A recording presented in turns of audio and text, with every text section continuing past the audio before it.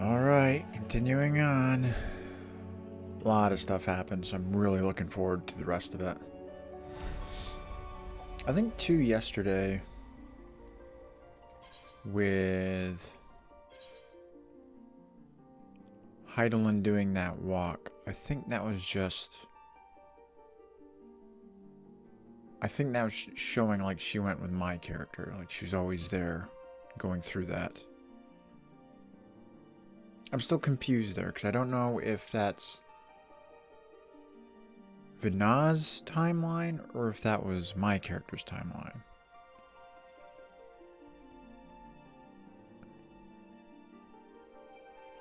Or maybe they just ended up or maybe they did start to merge at that point. Because maybe she's you at that point. Like that one moment between him and Emmett. But let's go. Looking forward to more of it.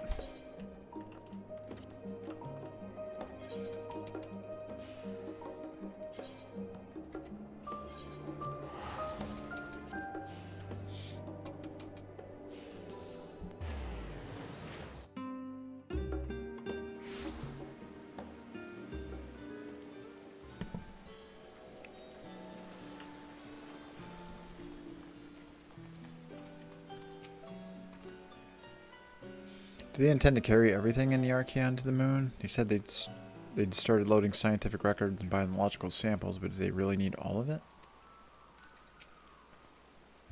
It seems so long ago we first set foot here. Where once we refused entry, we are now welcomed as guests. Among the many and varied documents sent to the moon, I did chance upon several inventories made in the Archaeon. And the Forum believes such records would provide insight into the intricacies of clerical duties. Regardless, the Loports did not consider him worthy of more than a cursory glance.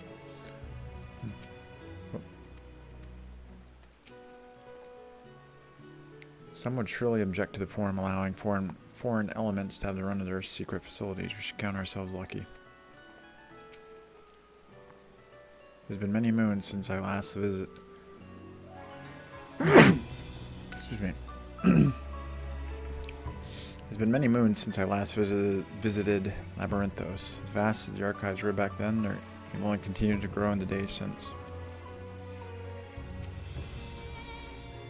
That we have been granted permission to enter the lower levels is proof of our increased standing. Whether they had been willing to confide in us sooner. I don't understand the appeal of reshaping it to look like the world above. Make your peace with what it is, or go outside if that's what you prefer. Our destination lies in lower levels. The Forum, in its wisdom, has granted you access to the Archaeon's lift. Step inside and have Ophaline take you to the medial circuit.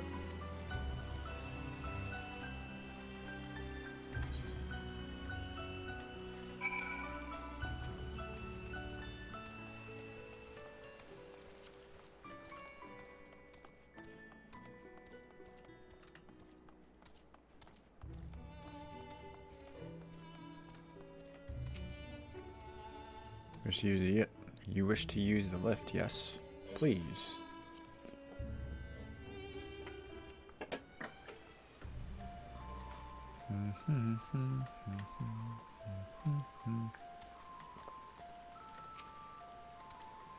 I've sent your associates ahead to Logisticon Alpha on the other side of Mariel Agronomics. Actually, there's something I've been meaning to. Oh, never mind, it can wait. Let's attend to the matter at hand.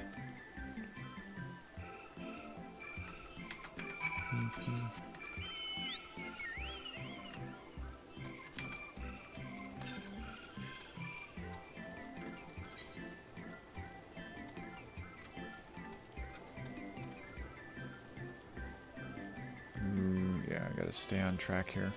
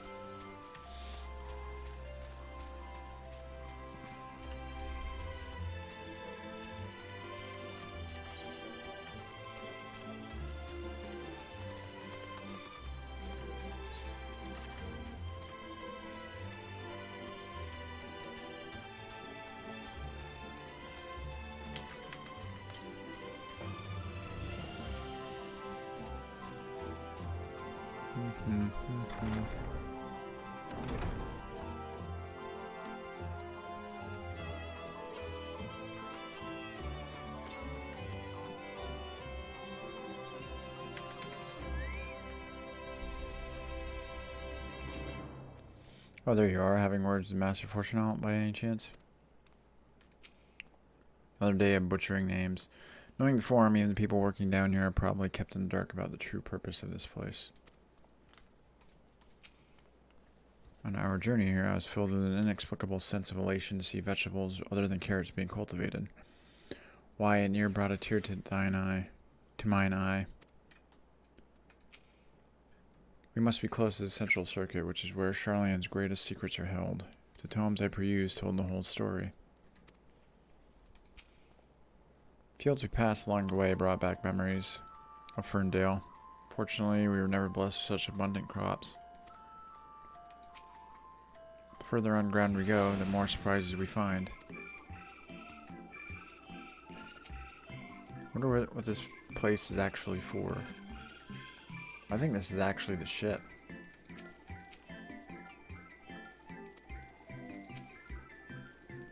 Part of it. We are to wait here while our father arranges for us to use the next lift.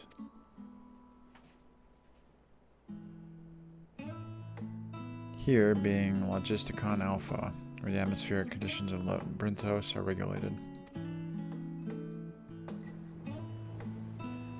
Water is drawn from underground, dispersed as vapor, stimulating the formation of artificial clouds and rain. By manipulating the temperature and air circulation, they are able to create the ideal environment for the growth and preservation of the biological samples kept here. Cool.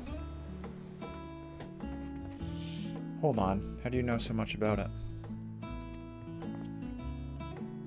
My father brought me here as a child. What? And left me behind? Actually, you're the one who left me behind when you went off somewhere with grandfather. The night before, I'd been asking father how clouds are made, so he decided to show me. It was fascinating. I peppered him with questions the entire time. It is all too easy to take for granted the many interweaving aspects of the natural world to grow inured to the wondrous. But having gained an understanding of the complex mechanisms employed by the Loporrits in recreating a similar environment, I've come to view such processes in a new light. Subterranean gardens of Brinthos, the lunar prison forged to contain the ancient Zodiarch, the habitations built for all mankind beneath the moon's surface, each unique yet undeniably similar. 'Tis no mere coincidence.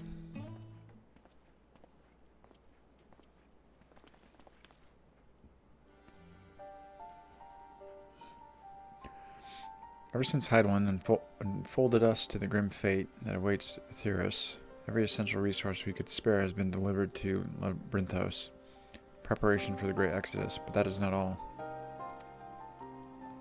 It is also a testing ground for the technologies that will allow us to settle on distant stars. Though the Loporrits have endeavored to make the moon inhabitable,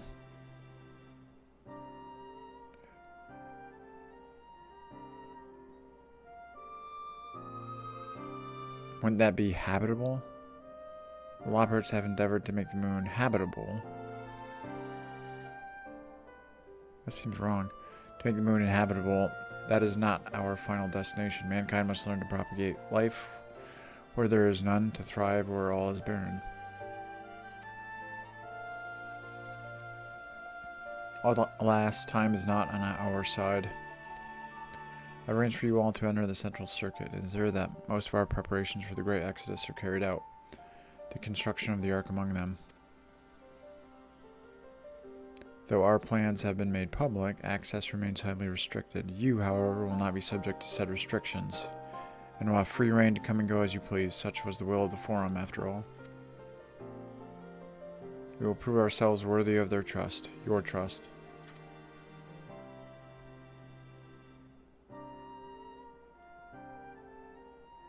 And let us proceed.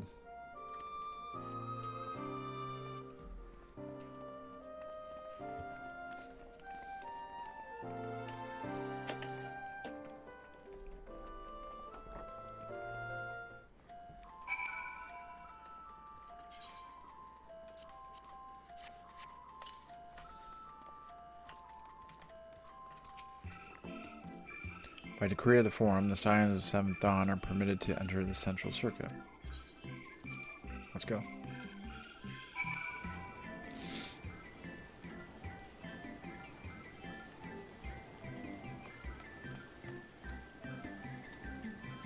This is a nice view. It's cool. The farther down we travel, the more expansive the sky above becomes, artificial though it is. Would that the heavens elsewhere could be so idyllic.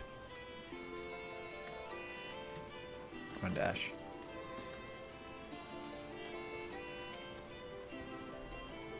This is it, the Central Circuit.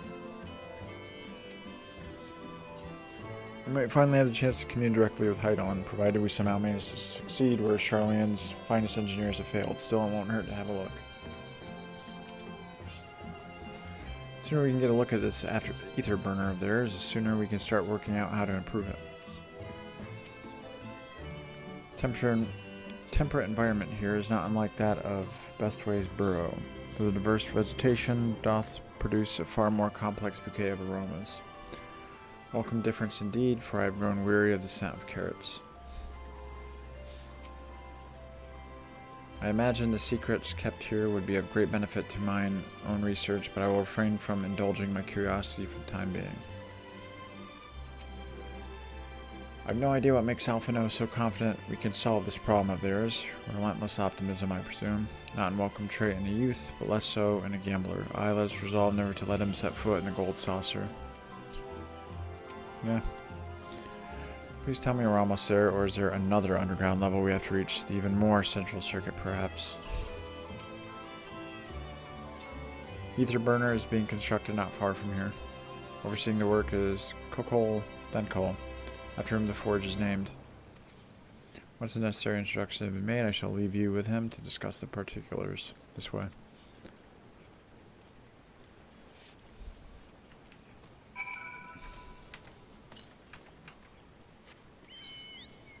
Northwest.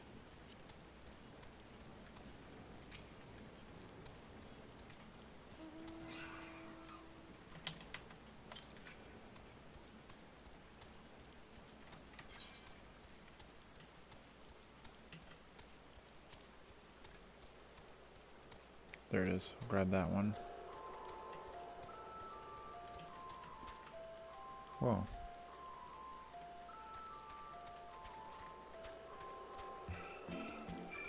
Okay, that's a tree. It looks like a...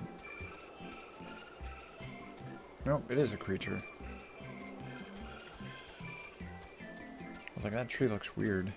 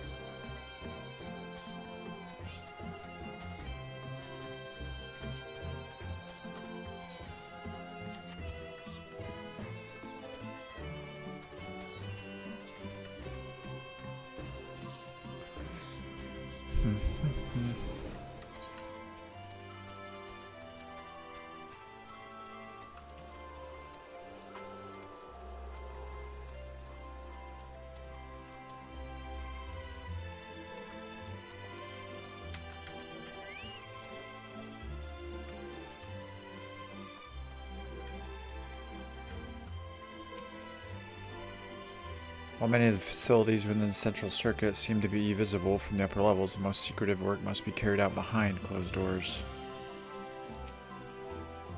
I was expecting the Sky Steel Manufactory, but instead I find the village smithy. Surely the Forum hath already petitioned the aid of Loports, given their familiarity with such technologies.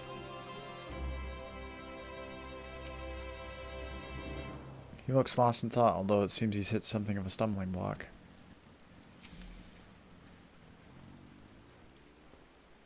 Is he talking to himself? For a closely guarded secret, you can see practically everything from outside, even the magical barriers surrounding it. He hasn't even realized we're here, or perhaps he has realized but just doesn't care. Perhaps he'd like to break the ice. This is the man we seek. Do try not to startle him.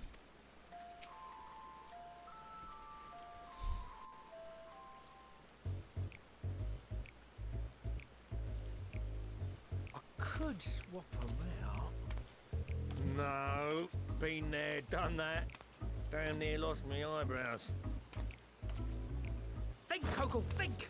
We'd be well on our way to paradise. Visionaries patting themselves on the backs for their grand accomplishments if you'd only think! Yes, that does sound rather lovely. Yeah! I mean, Master Force, you know, what a pleasant surprise. We're not blasting off already, are we? The schedule remains unchanged, for better or worse. Which is why the Forum has elected to accept assistance in resolving the ether burner conundrum.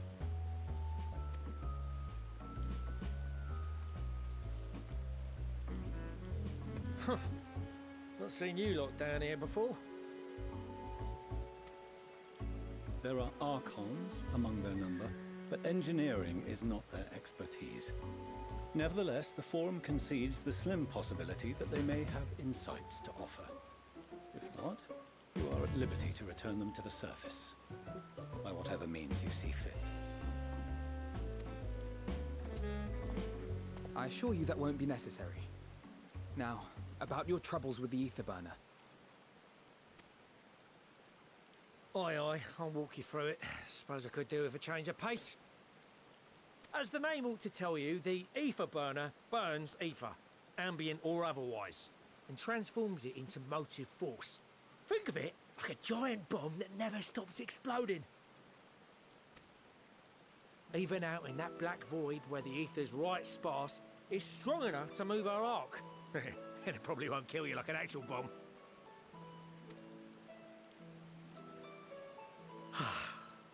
But it ain't perfect. According to my calculations, to travel to the moon and back fast enough for the Forum's liking, the conversion rate needs to be 6% more efficient. A measly 6%, you say? But if I could have squeezed even another 0.6 out of it, don't you think I'd have built it that way in the first place? Kind of reminds me a little bit of Mr. Miyagi.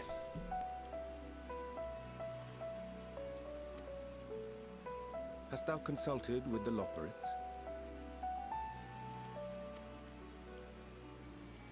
Yes, they too are conducting their own research, for lack of a ready answer.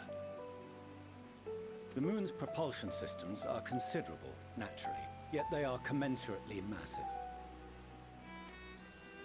It is no easy feat to convert their technology into an efficient means of propulsion for a teeny tiny toy boat, as they say, and as I most certainly do not.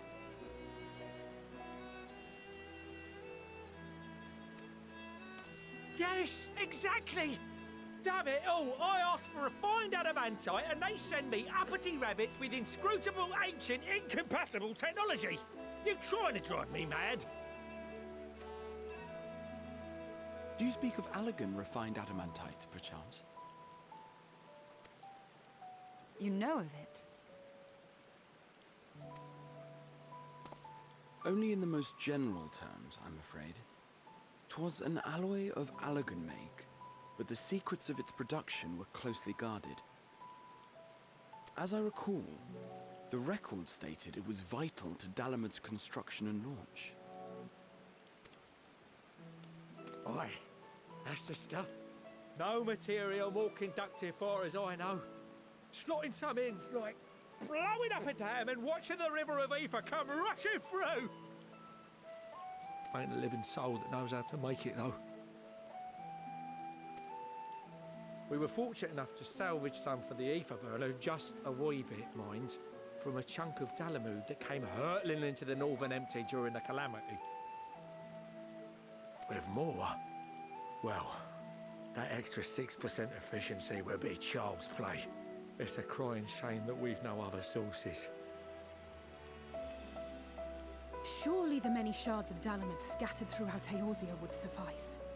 Why not get the refined adamantite from them? Oh, we tried, believe you me. But only a few specialised pieces would have had any in them to begin with.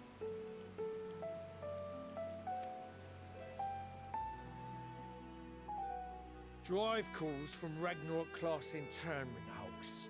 Those are the prize bits we really need. Maybe one from that crashed ship on the moon. According to the Gleaners, getting to them means delving deep into the shards. And the defences are still very operational and very eager to blow them up.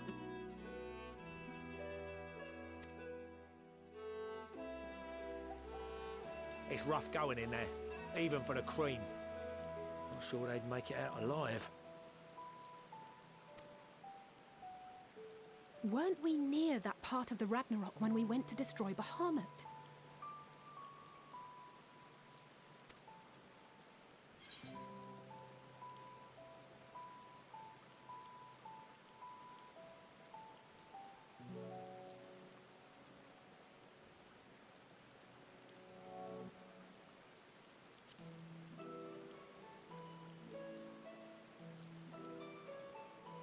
That may be for the best, though you doubtless find the task too dull for your liking.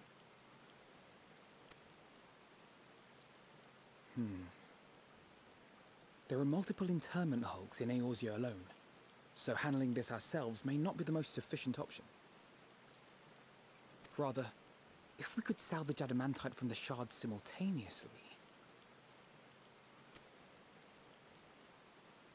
Thancred, is the link shell we established before you went to Garlemald still active? Of course. The floor is yours.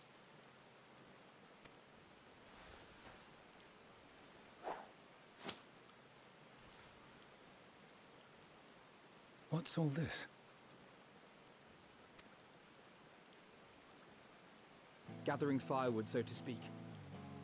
We alone can accomplish little, but joined by others, we may yet build a bonfire to carry us heavensward. This is Alphino. The Scions have need of you.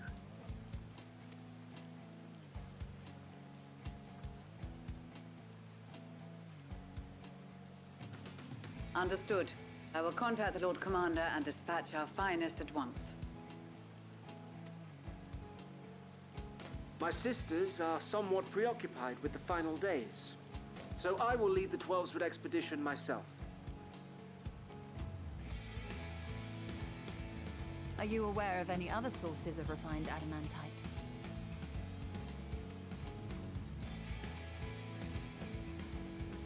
Logically, such an invaluable alloy would have been utilized solely where absolutely necessary, in components intended to conduct or collect surpassing amounts of ether. Any extant instrumentation or devices would have likely found their way into the hands of etherologists or enthusiasts.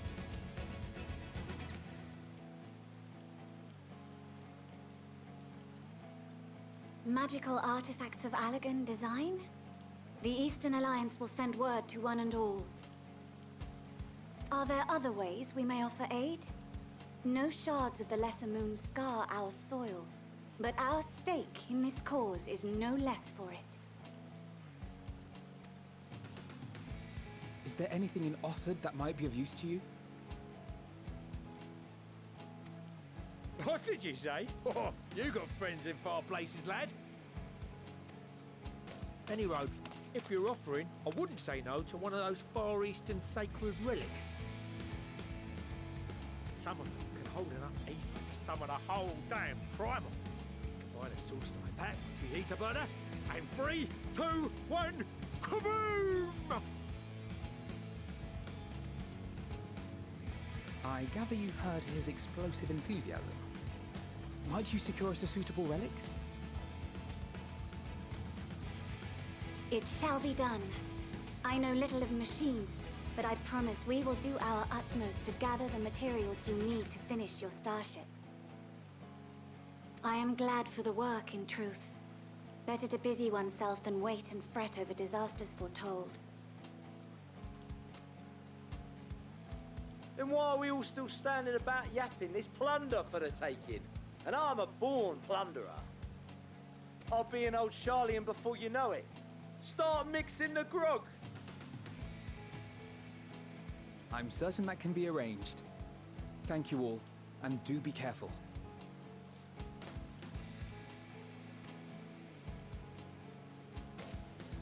Just like that. Aye, just like that. Our refined adamantite is on its way. Now let us consider our next steps, shall we? There's yet much to be done.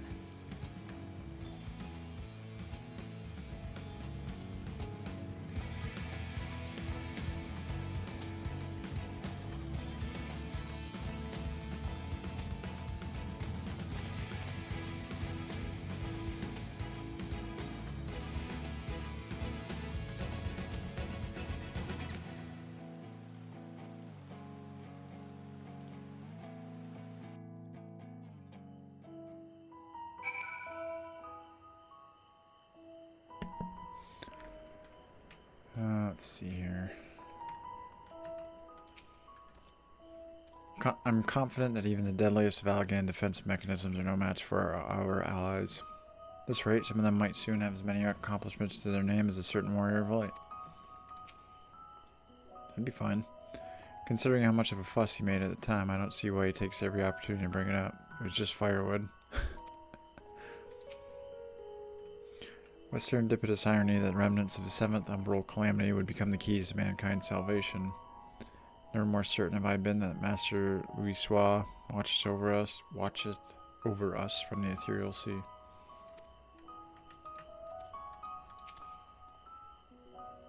First into Laferoy, now the final days, No one can accuse the ill-sparred contingent backing down from a challenge. Of course, they weren't all so committed to the cause when we first set out. But after seeing the example set by you, Alphino and the others, change was palpable. They couldn't help but believe. Time and time again, it seems that Allagan something or other are either the cause of or the solution to our problems. To think the self-same materials that once launched Dalamud will now be used to help ferry mankind to the moon. There's a poetry in that.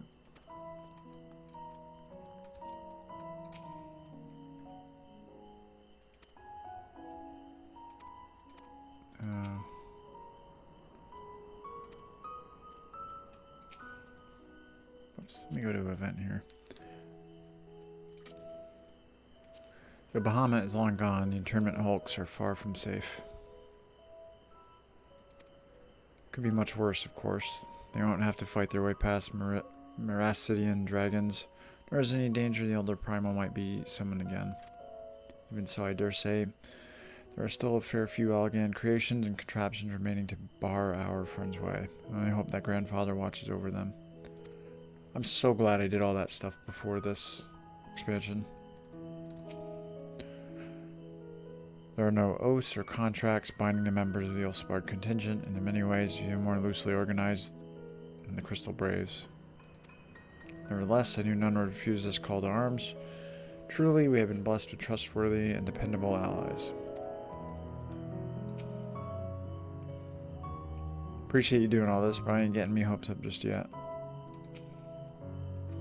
Times like these were a reminder of how famous or infamous Alphino has become. Who would have thought he could achieve so much with a single ink pearl conversation?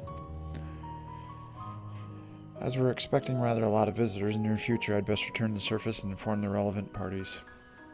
I also have a contact of my own that might be worth a try. Oh, and who might that be?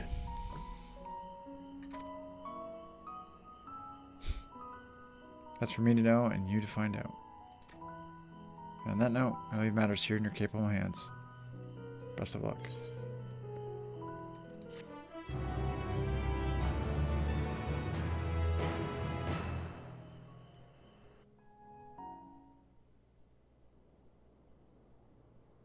Meanwhile, in Ul'dah.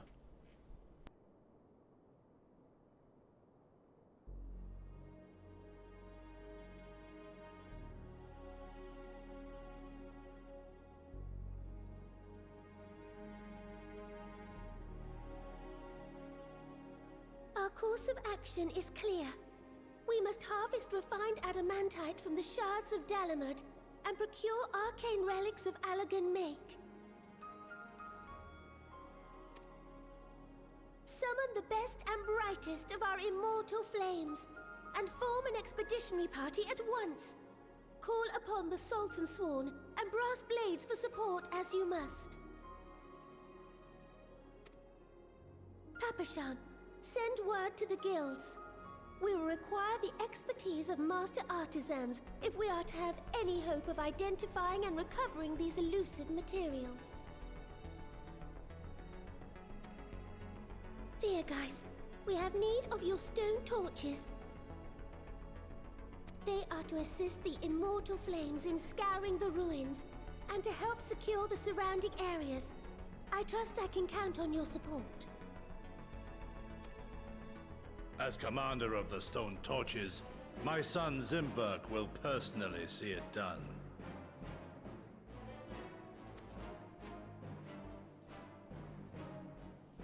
Pippin, I would have you lead the raiding party. Assemble your finest, and with Tizona's blade clear the way.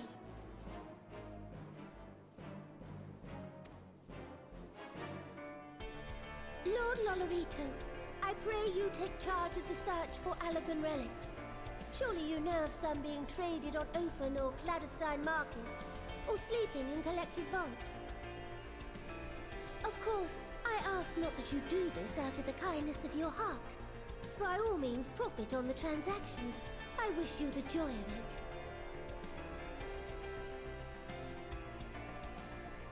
The final days descend upon our world.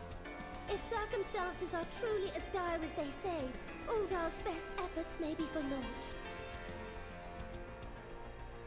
And yet, when we Eorzeans rose from the ashes to rebuild our broken realm, did we not learn one simple truth?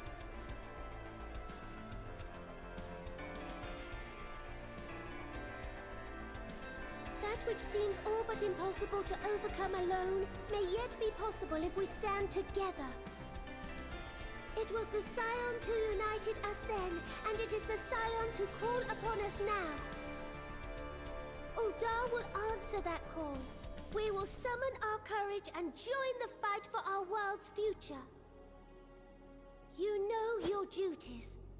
I, Nanamo Ul'Namo, 17th in the line of Ul, bid you good luck and Godspeed.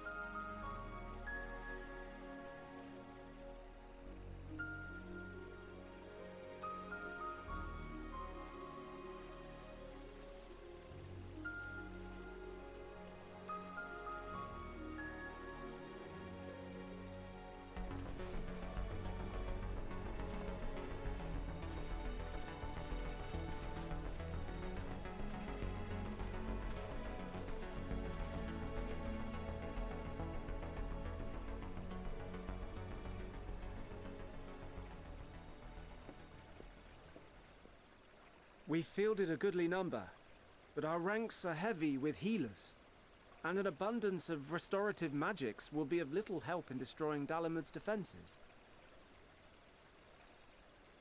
Still, it has ever been thus with Gridania. We must steel ourselves for a protracted engagement.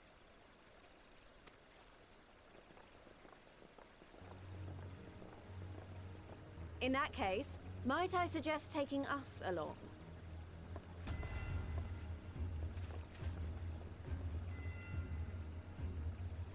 Commander Hext, what are you doing here? None of the shards in Girabania are big enough to hold an internment hulk. So we said to ourselves, why not lend our neighbors a hand? We thought you might be short on people with a talent for breaking things. While it pains me to admit it, you are right. Our deficiency's so plain to see. It might have been a lifetime ago, but I was once one of the scions assigned to the Shroud. I know this forest well. I know your people. And I know we will be stronger if we fight this fight together.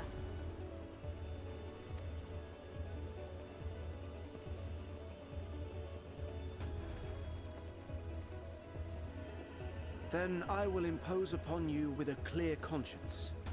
Come, let us speak of how to integrate our forces.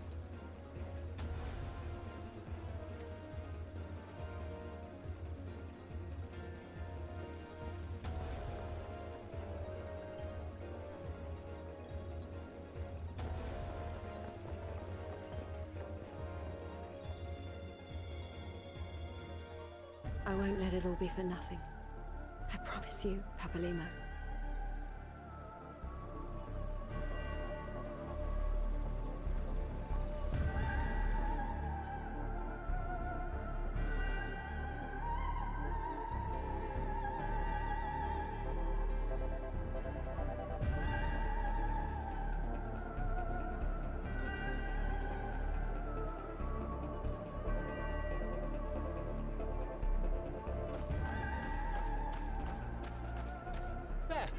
There you are! We've no time to waste, brother. Everyone has already... Ah.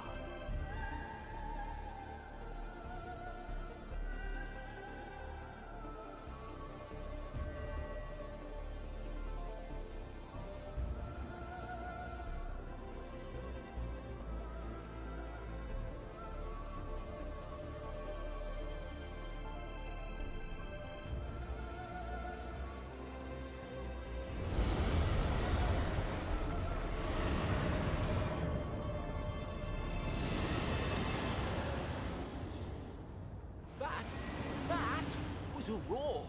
A dragon's roar!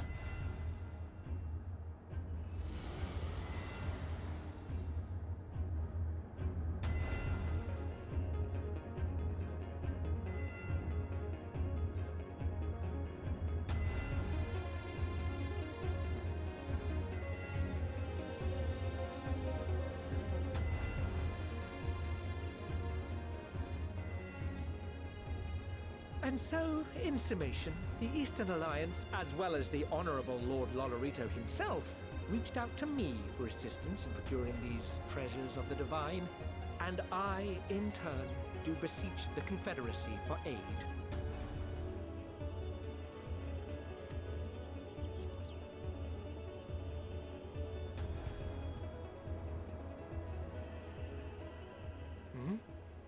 Is that...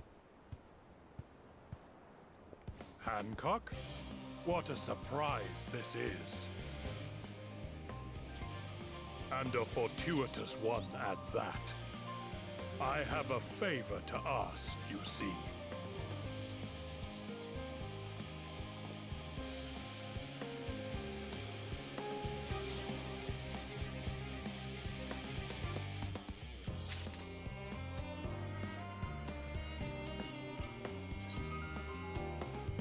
I love that stuff. I absolutely love it in this game. You see all your allies doing things like that and helping out. It is so awesome.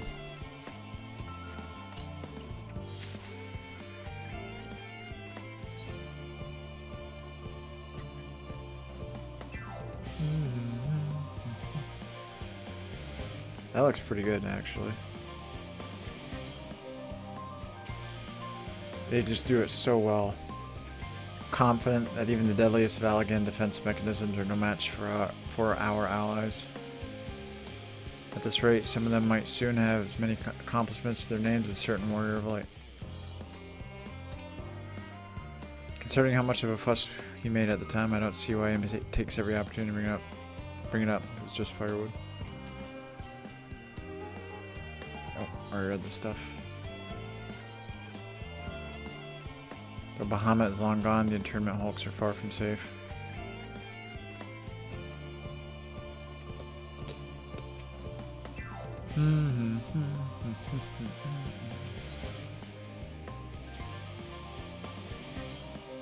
I think she dances on the wind higher.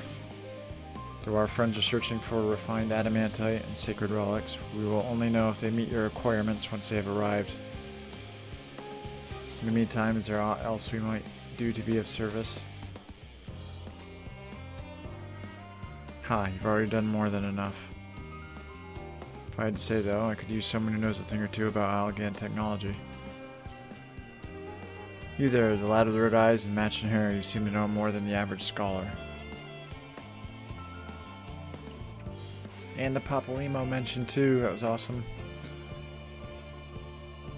Ah, if only Master Kokol knew how right he was while he and Graha established the rapport. Why don't we help preparations for the Great Exodus? And Fortunal too. Is that how you say his name? Or no, Harshafront.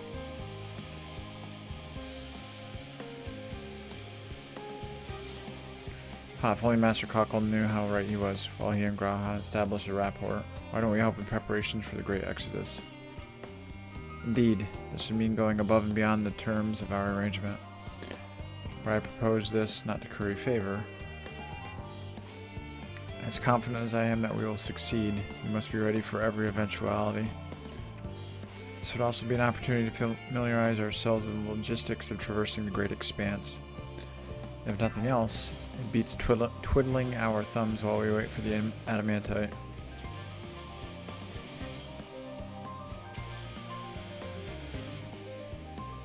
Well, ain't you a bunch of helpful buggers? If you have a mind to lend a hand, I know where you ought to go.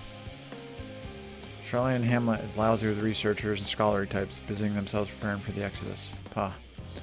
That lot need all the help they can get.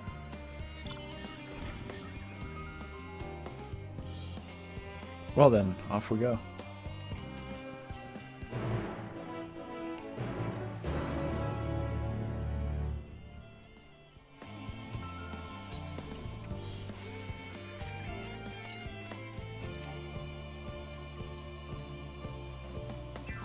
I shall endeavor to provide Master Cockle with whatever information he should require. I'll admit, without refined adamantite, I ain't got a bloody clue how else I can get the ether burner performing any better. If you want, don't come up with the goods, we're buggered.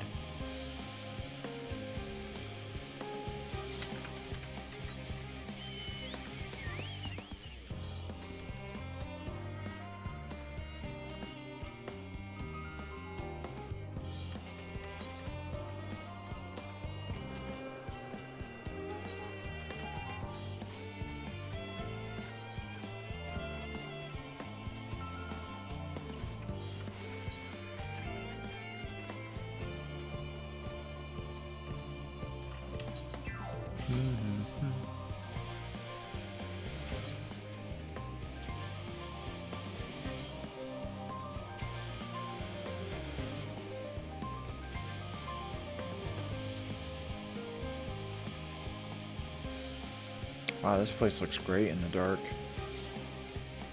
sky.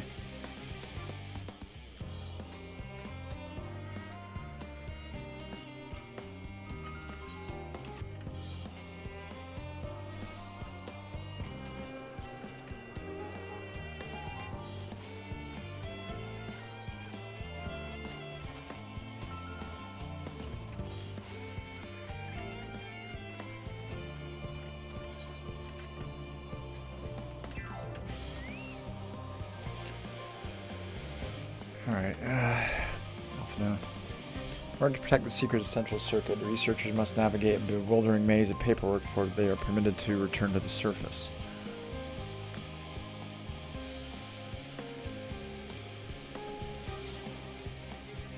I suppose no different than any other aspect of Charlene's society. We do love our bureaucracy. It's very much a mirror of the city above. which is perhaps how it came to be called Charlene Hamlet. What a quaint little settlement this is. A shame it is hidden underground. I don't mind a bit of heavy lifting, but I draw the line at paperwork. So much as wave a sheaf of documents at me and I'll put my lance through it. As surprised as I was to learn the Forum planned to send everyone to the moon, I can't imagine how the common folk must feel about it. My senses deceive me? In the shadow of yon corner. One can but hope this leadeth not to mischievous undertakings.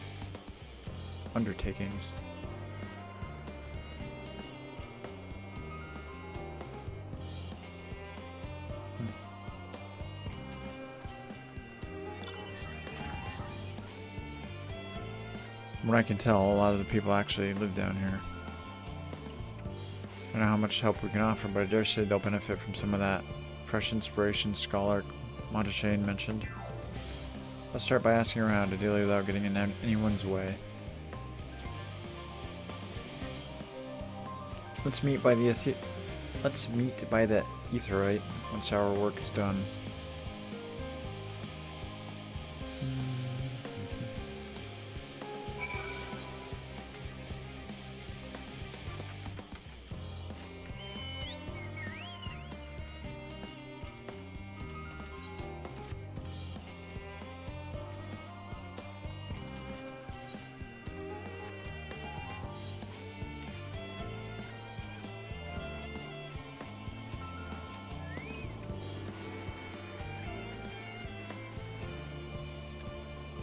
God, I want the music to continue on. When it reaches that point, I gotta check something really quick.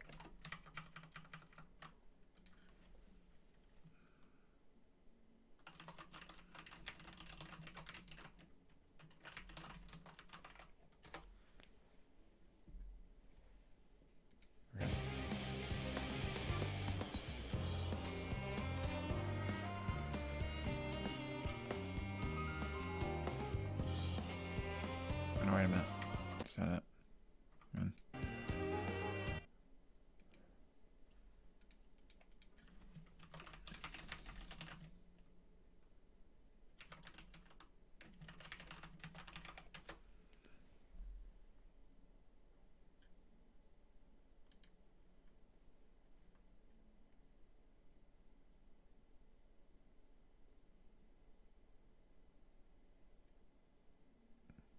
Gondor.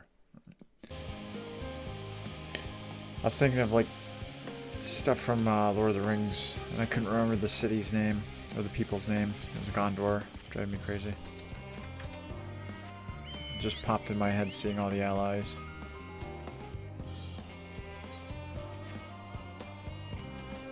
Gondor calls for aid, and Rohan will answer.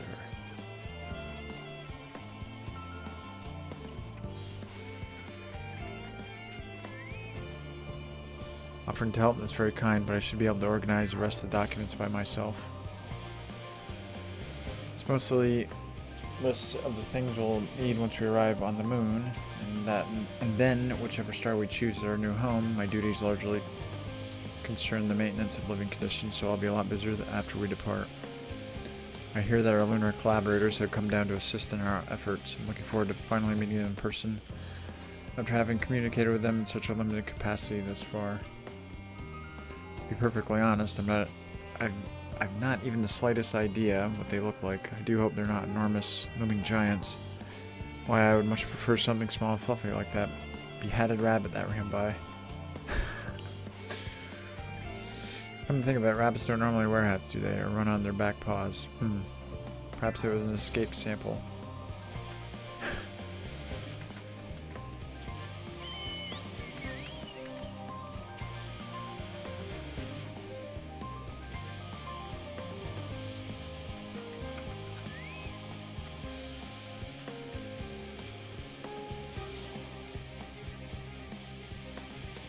Helping with the Ark, even with all the power Master Cockles managed to squeeze out of the ether burner, it's still not enough apparently.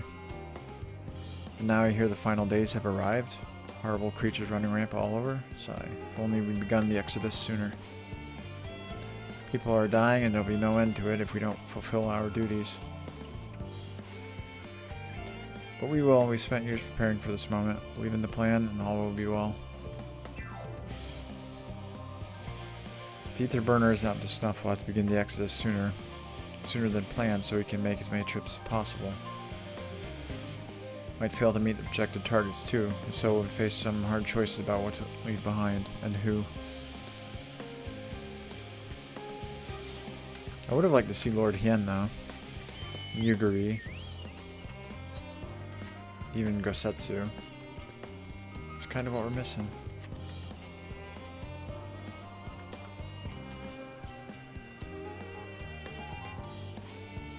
I wonder if maybe the voice actors weren't available and they had to do some changing. So kind of weird. Whoop. Oh. Sorry, dude. Paying attention.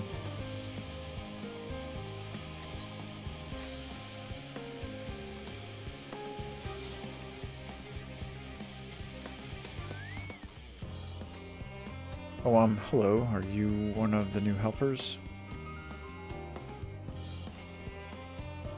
Working on the ether burner? Oh dear, I hear things have come to a standstill on that front. Even so, I'd choose that over my current duties. Checking and loading samples day in, day out. It's tiring, thankless work. Still, no one will be crossed if I misplace a few legumes or what have you. Form's got enough on their plate as it is, what with deciding who gets to board the Ark and when. A lot of powerful people have opinions about that. My heart goes out to match fortune and all, and the others hardly get a moment's rest, I'd expect. They even have time to sleep. Silken grin. It's a race against time to prepare for the great exodus, but without in such a rush, we're bound to make mistakes.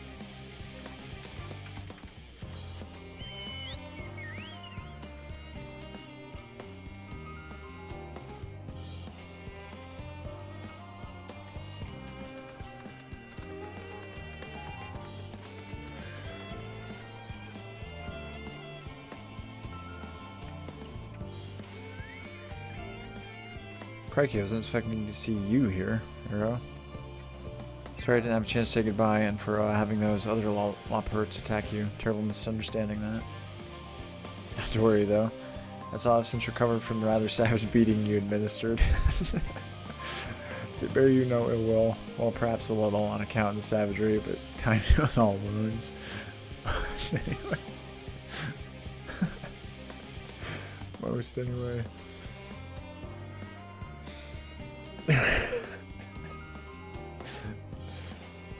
The rather savage beating you administered. Jesus, that's funny. How marvelous it is to see you again. Be pleased to hear I've learned much since our fascinating discussion at the Curatorium.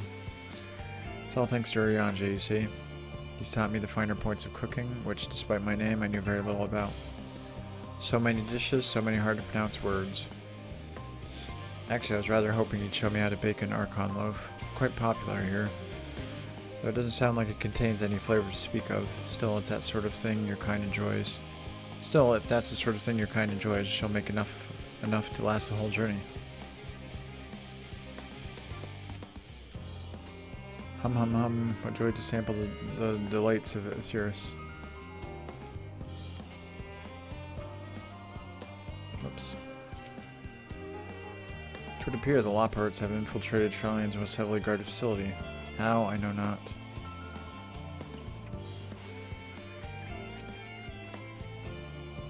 Fancy meeting you here, Arrow.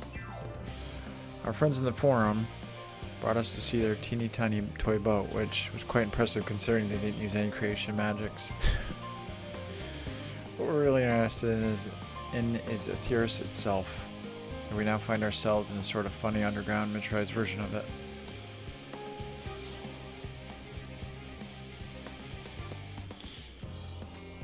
We're hoping the forum would give us a guided tour, but it appears they're rather preoccupied. Honestly, all the time to prepare and they're still not ready. I suppose we'll just have to show ourselves around. Or at least that's what we were planning planning to do until we chanced upon Riange and your good self. Since you're both dawdling about, engaging in idle chit-chat, perhaps you could show us a few points of interest. Would that be fun?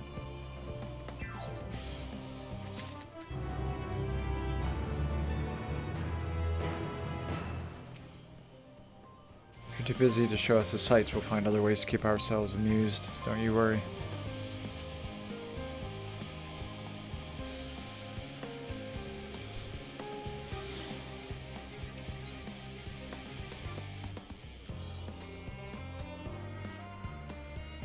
Free himself with loppers. A tour of Labyrinthos? An unexpected yet prudent suggestion. Given the similarities betwixt this artificial environment and Bestway's burrow, it would be in our best interests to have the Loppers acquaint themselves with those conditions deemed optimal by their Charlian collaborators. I fear, however, that continued reliance upon my limited knowledge would risk narrowing rather than broadening their perspectives. Mayhap thou art better suited to lead this venture? What a marvelous idea. May we begin with that great big what's it over there yonder? Ah yes, the what's it. I shall leave its explanation to Arrow. Chuckle. You son of a...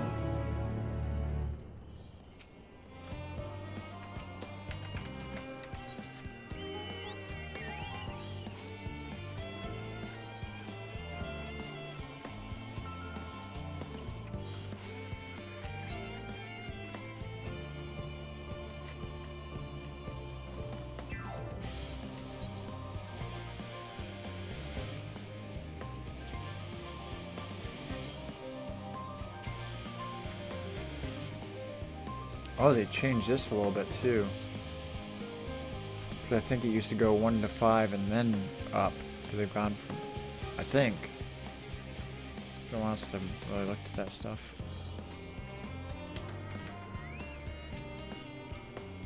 My word, what magnificent architecture, such immaculate curvature. I'll have to make several adjustments to my work if I'm to match this degree of craftsmanship. I shall leave no corner unrounded.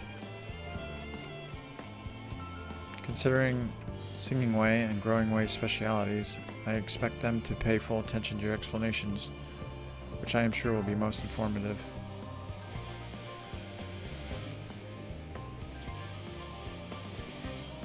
This is all very intriguing, I'm sure, but where are the food preparation stations? What was your word for it? Kitchens. That reminds me, Puddingway. Puddingway, our newly appointed Chief of Pudding Research, a discipline he himself founded after sampling Riange's delights, has gone in search of Etheirus' ultimate sweet treat. Well, provided it's a pudding, as that's all he ever talks about these days. You seen him?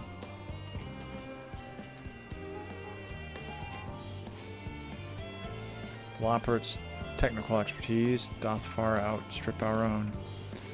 We would be wise to allow them to form their own conclusions as to the functions of the various apparatus, rather than offer uninformed suppositions of our own. Unless that is, unbeknownst to me, thou art possessed of surpassing knowledge concerning the construction operation of advanced Charlian Watsits.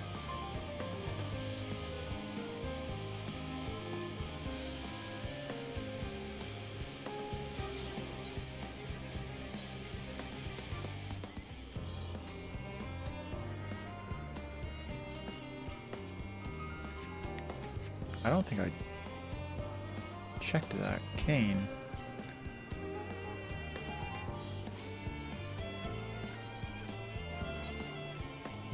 Okay, I tried that one. Oh, okay, I did. That's right.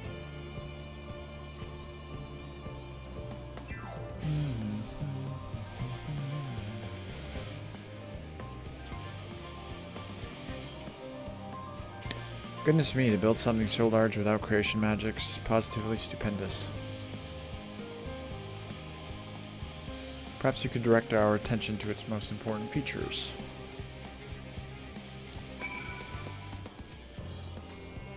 Splendid, the perfect spot from which to view this astonishing apparatus. Search the apparatus for points of potential interest. You may move the camera as well as zoom in and out. Target an area and inspect it with mouse.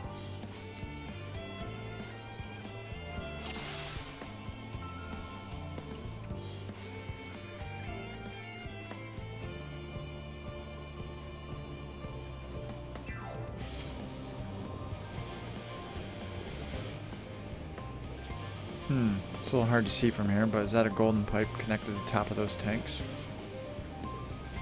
I can see through that window another pipe at the bottom. Ah, this must be for purifying water drawn up from below.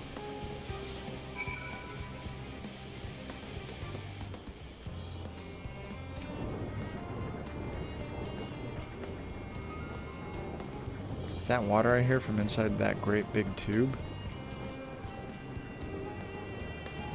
Must be because of those cogs in that gigantic wheel at the top. Oh, I see. That's how they drop the water. There's probably some sort of spiral-shaped mechanism inside it, too.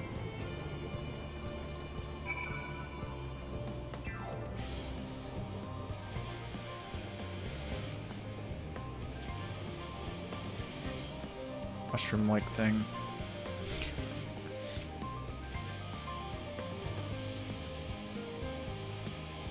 That looks like the trees in Greatest Endsvale. Hold on, that's a bit of a strange shape. Sitting at the bottom of a big and round top, quite tall for something so unbalanced too. Now it makes sense, that's where they store the water. I wonder if these have different names if you're like a high-level crafter.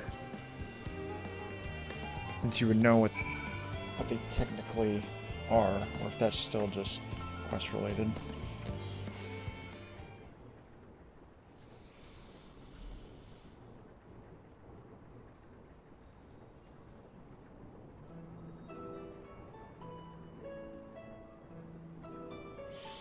Well, if I were to hazard a guess, water drawn from underground... Well, if I were to hazard a guess, water drawn from underground, presumably with some other mechanism, is purified here and stored in that tower before being distributed elsewhere. I'm right, aren't I? I knew it. A design brilliant in its simplicity. I dare say it would take only a moment to install in even the harshest of environments. For slopperites, that is. Indeed, securing a reliable source of water is of the utmost importance for any fledgling settlement.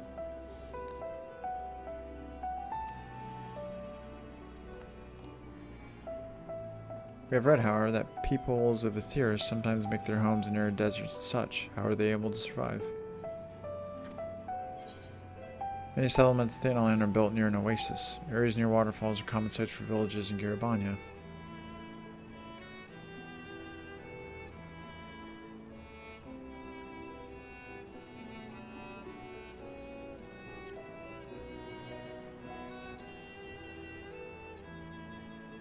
So wherever you choose to live, you're never far from water. Oh dear, I worry we won't be able to procure the necessary amount. We can provide enough water to keep them from drying out completely, but it would appear they rely on it far more than we'd anticipated. A few adjustments may be in order once we've calculated the average rate of consumption per individual. It may also be worth learning more about how exactly they obtain their water in the first place. Master Alphino spoke of the machinery responsible for that feat during our journey through Logisticon Alpha, did he not? Mayhap the Lawperch will share his appreciation for the engineering marvel. Oh yes, that sounds absolutely splendid. We must journey beyond the sanctuary of Charlian Hamlet. I shall lead the way. You mean we'll have to brave the untamed wilderness? A valid concern indeed. We could not help but notice the many dangerous looking creatures with big nasty teeth lurking beyond the safe confines of the settlement. Were we not escorted here by burly custodians, I dread to think what would have become of us.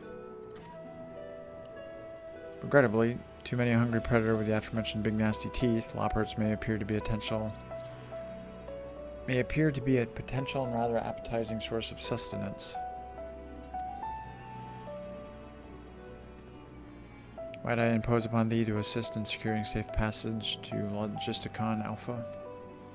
For my part, I shall act as escort to Living Way and Cooking Way, and trust Singing Way and Growing Way to thy care.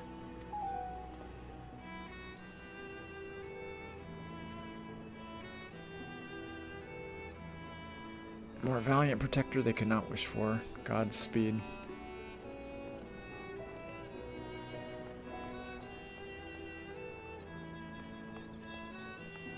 If it's all the same to you, I'd rather not be eaten by some horrid beastie. Come along, Growing Way. To the water extraction, Watson.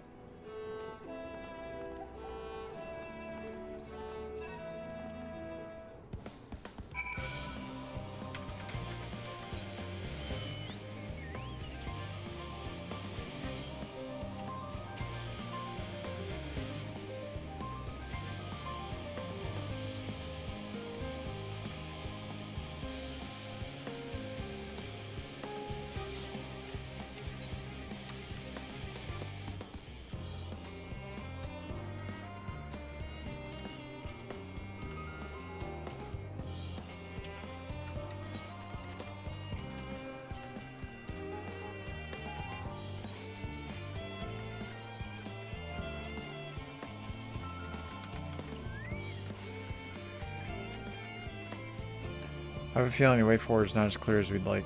Could you go and take a look?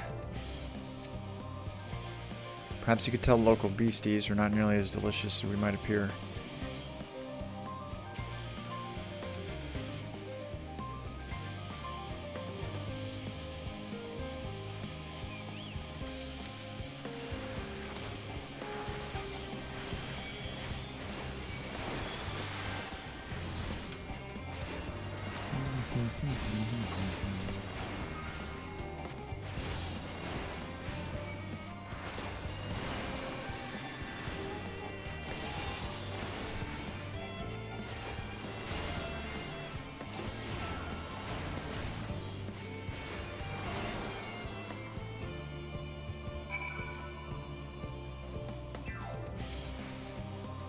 I say that fiend has out of mind to feast on roasted laperet.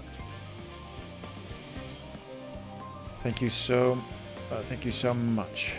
Really hope this water extraction Watts is worth these harrowing experiences. All part of the fun, some might say, but I'd rather not be burnt to a crisp if it's all the same to you.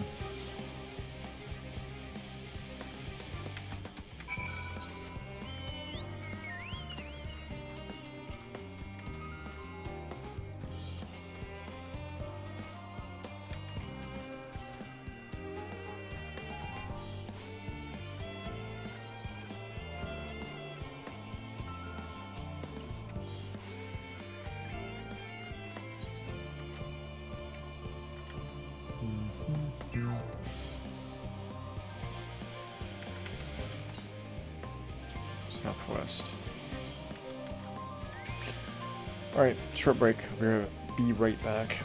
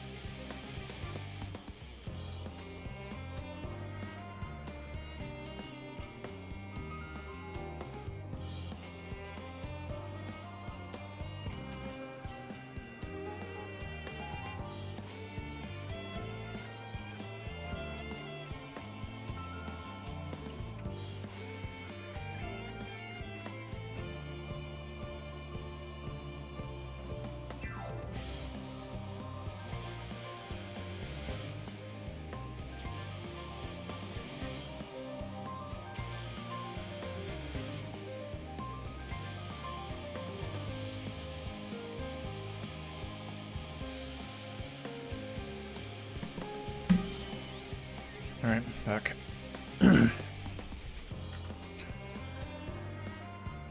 That was all very exciting, but I'd rather not do it again. Wait, how exactly were we planning to head back later? Let's get moving. That building looks nice and solid and safe. Done well to see those two here safely. They can be a bit skittish at the best of times, so I'm pleasantly surprised they didn't run off and get themselves killed.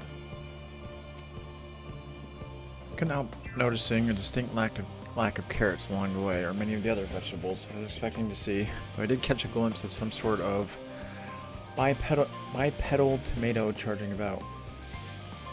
Must be my imagination.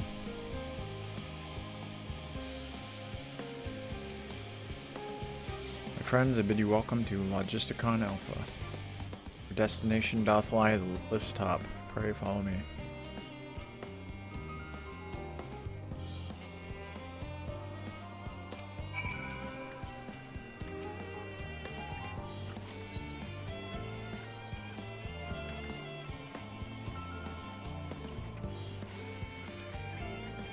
If you need to use this lift, should you wish to go to the medial circuit, let me know if you're headed that way.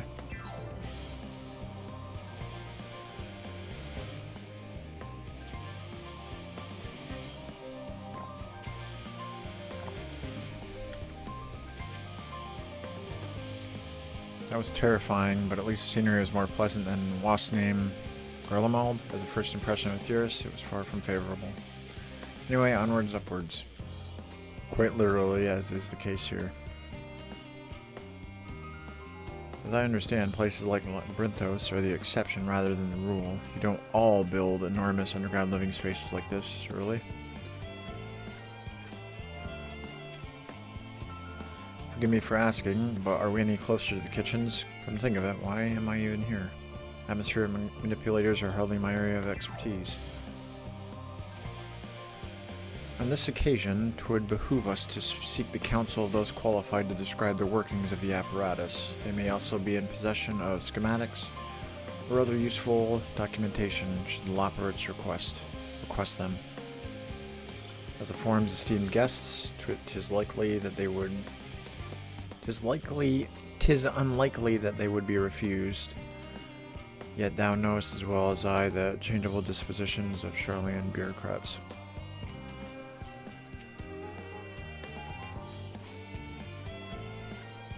Marvelous, simply marvelous. So this is where the magic, or science rather, takes place. Perfect environment to sustain life, artificially created. The knowledge we'll gain here will be essential when we start looking for new stars for your kind to inhabit. Apparently most of them don't even have air for you to breathe. You're all very lucky that Theris just so happens to provide everything you need to thrive. Or did mankind turn out the way they are because of the available resources, I wonder? Either way, it's nothing short of miraculous, and I cannot wait to see more of it.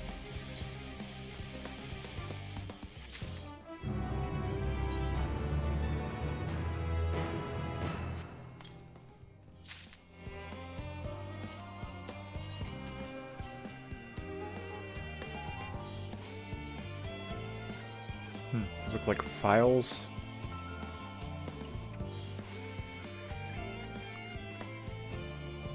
Archaeon velvet bottoms of healing. Okay.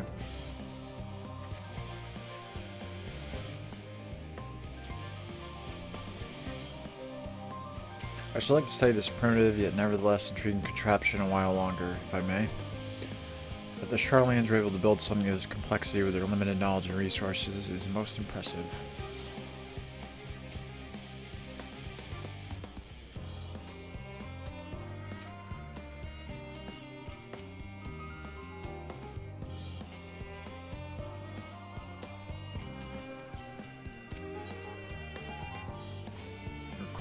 Agriculture shock.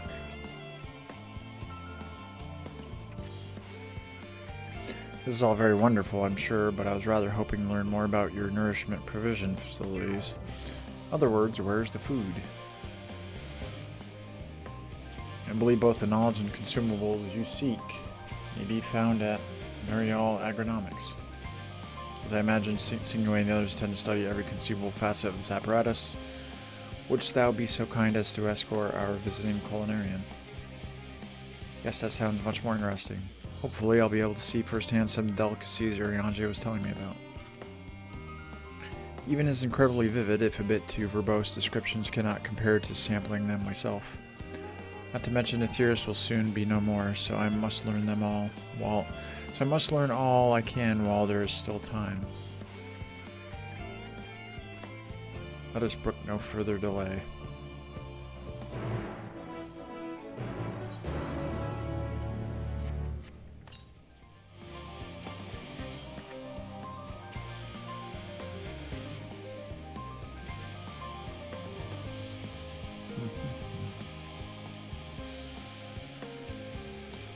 Whoops. It would appear I have inadvertently taken upon myself the more demanding duty, entertaining 3 inquisitive Loports to thy one. Yet be that as it may, 'twill be my pleasure to impart what little knowledge I possess to our would-be saviors. It's terrifying. As I understand, places like Labyrinthos are the exception rather than the rule. You don't all build enormous underground living spaces like this, surely.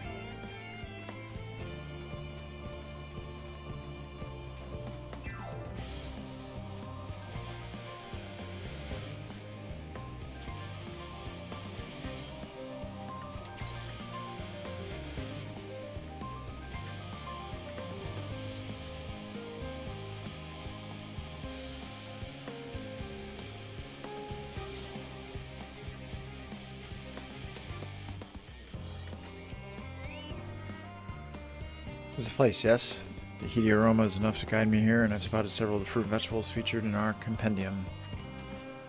I'd dearly love to try some, but I read that those who help themselves to a farmer's crops without permission are often caught and put into pies. Perhaps you could ask whoever's in charge if they would be willing to part with a few samples. Cooking away is now coming to... okay.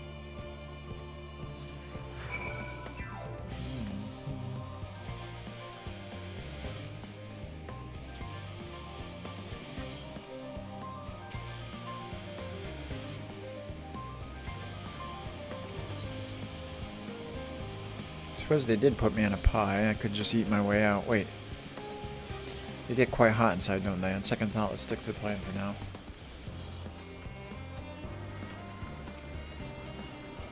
So what a fine mess this is.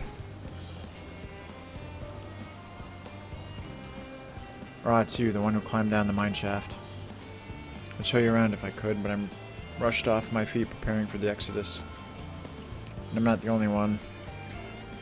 We've all got to find ways to do what we do down here. What we do down here, up there. First on the moon, then on whichever star the Forum decides will become our new home. It's all so sudden, so unreal. Don't you want to go to the moon? Well, it's better than waiting for the final days to claim us. But no matter how carefully it's all planned, we'll never be able to take every variety of flora and fauna with us. Even the ones we can take may not survive in their new environment. So many species doomed to extinction. Sorry, that's not what you came to talk about, is it? Nothing quite so dire, I assure you. We merely wish to sample a little of your produce, if we may. By all means, help yourselves. Much appreciated, my good fellow. So, where to begin?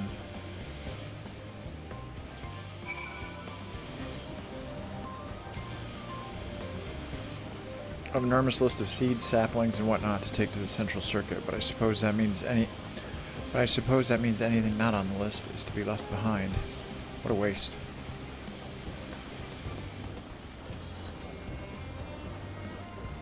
Zuriange informs me the key to exquisite cuisine lies in selecting only the very best ingredients.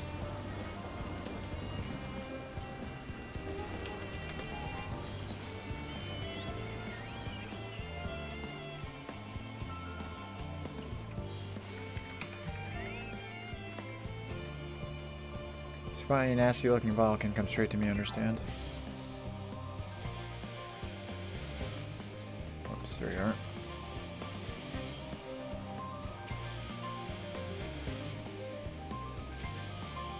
Oh, I know what these are. Grapes, yes. Let's see if they're as delicious as they look.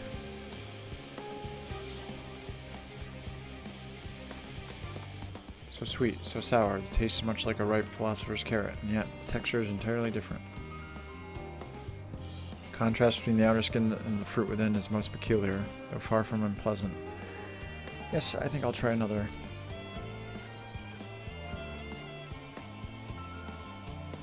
Well, that's certainly given me food for thought, though in a far less visceral manner than any philosopher's carrot. But tell me, what's your opinion of grapes? I'd brave an erupting volcano for a choice bunch. Ghastly things, rather rancid, giant toad eyeballs. I like grapes, actually. Yes, they are rather Moorish, aren't they? And from what I read, quite versatile too. Something about people stepping on them to make intoxicating beverages, as I recall. Anyway, that's enough about grapes for the time being. On to the next treat. Like, as much as I like this music, I don't think it's meant to keep playing. But I'm fine with it. Zuriange informs me. Okay.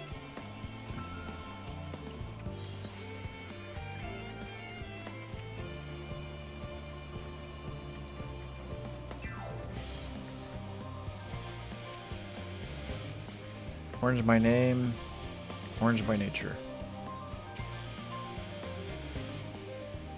What came first, the fruit or the color? Who cares? Let's eat.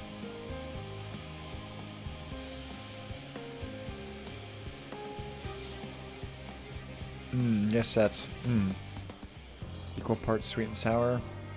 As are the grapes, yet nothing alike. I may have to consult Uriange about expanding my vocabulary. I simply cannot find the words to describe it. Perhaps what I'm looking for is bitter. This is all very complicated, you know. So many flavors, so many choices, and each individual with their own personal preferences. Now I see why you all turned your noses up at the idea of eating nothing but carrots. Marvelous though they still are in my estimation, let no one say I said otherwise. But speaking of carrots, I've yet to sample any of the vegetables. Let's see what's in that field over there.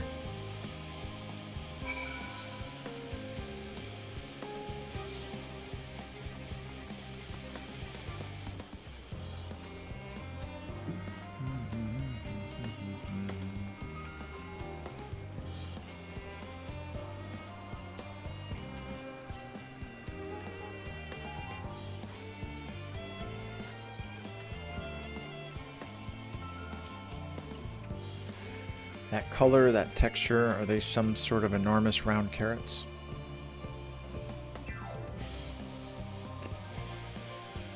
No, in any case, proper nomenclature is less of a concern than the taste. Nomenclature is less of a concern than the taste.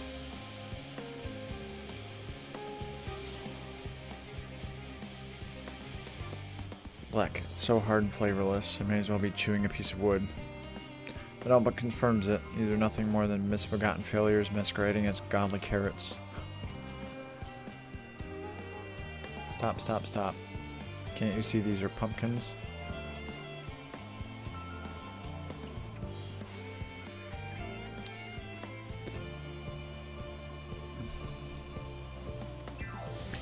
And no one with any sense would try eating them raw. You're supposed to cook them first. Do you not find it an awful bother? Do you not find it an awful bother? Far from it, cooking is a joy unto itself. What's more, it broadens the range of ingredients that we may safely eat. But above all else, cooking allows us to draw out the full potential of our produce. Pumpkin stew has been one of my favorite dishes for as long as I can remember. And perhaps even these hard blocks of plant matter can become as delicious as the orange I sampled. I wonder, though, if there's anything even more delicious. How about that yellow fruit over yonder?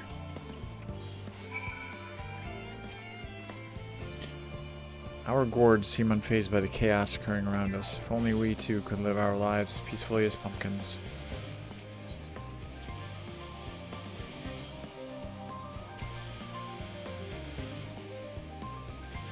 Lemons.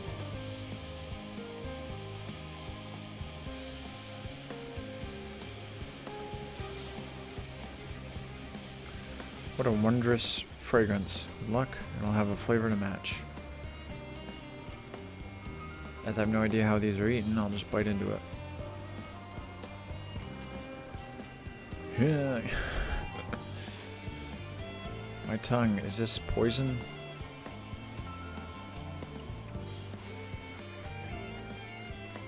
A lemon? You mean it's supposed to taste like this? How can something so similar to an orange be so revolting? It may be some time before my palate recovers from this ordeal. As such, I'd best call an end to this round of sampling. Let's say our farewells and return to the others. Good grief, I fear that lemon has irrevocably ruined my sense of taste.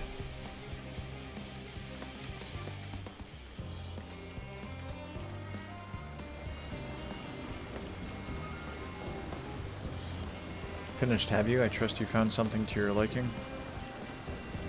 Rather enamored with the grapes and oranges, less so the pumpkin. I learned the hard way they're not to be eaten raw. Then there was the lemon, the deceiver. I still feel so violated. Haha, first time, was it?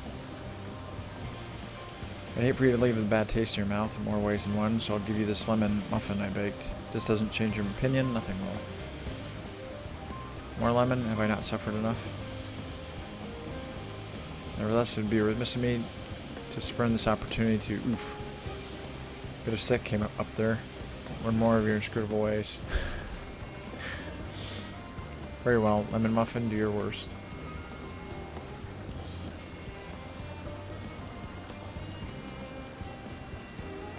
Very well, lemon muffin, do your worst.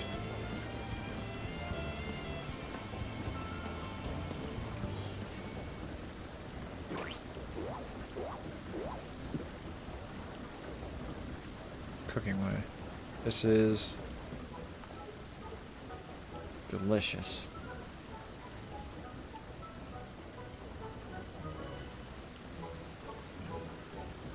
Although I still detect a hint of lemon, it complements the sweetness of the dough to create a perfect harmony. Never would have guessed this vile bitterness could be utilized so elegantly. My good chap, this is simply breathtaking. See, we rarely use lemon in its natural state, but it has a starring role in all sorts of recipes, and the same is true for many other ingredients. It comes down to making the most of the resources at our disposal. And sometimes that can even be the difference between life and death. I know we won't be able to take every species with us. No doubt the Forum agonize over what was worth preserving and what will be consigned to history. Our choices, but make them. We must if we're to survive. Such strength of will. Now I know what Heidelin sees in your kind.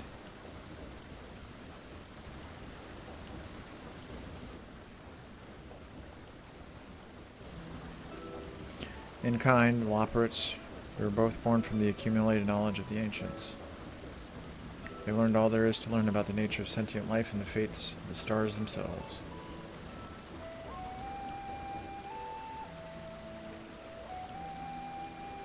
Once a civilization has fulfilled the basic requirements for survival, it will inevitably seek to eliminate all forms of negativity and achieve perfection.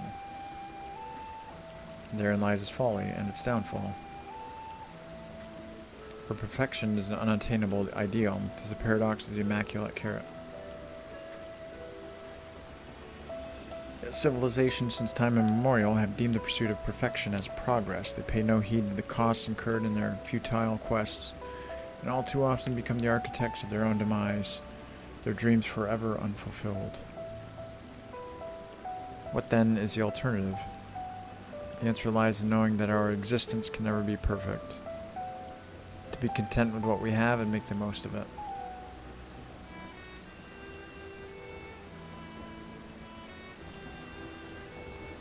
When life gives you lemons, make lemon muffins.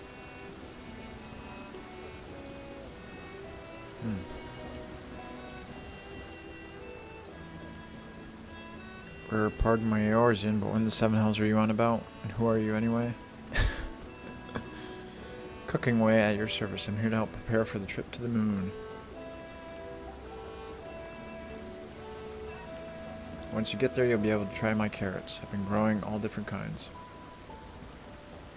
But don't worry, there'll be room for your crops too. We'll work together to preserve as many of Aetherius' species as possible if you're up to the challenge. Yes, of course, I look forward to it.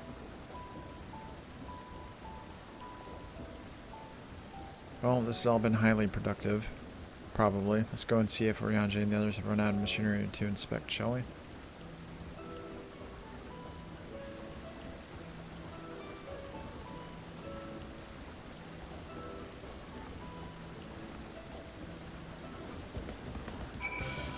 Still be a good way to produce extra food and stuff for other areas on the Aetherius that are struggling. If we survive. So he's one of the forum's lunar collaborators. Not quite what I was expecting, but he seems a decent sort. Glad he enjoyed the lemon muffin too. Hopefully next time he has one, he won't be compelled to wax poetic about the meaning of life and the immaculate carrot again.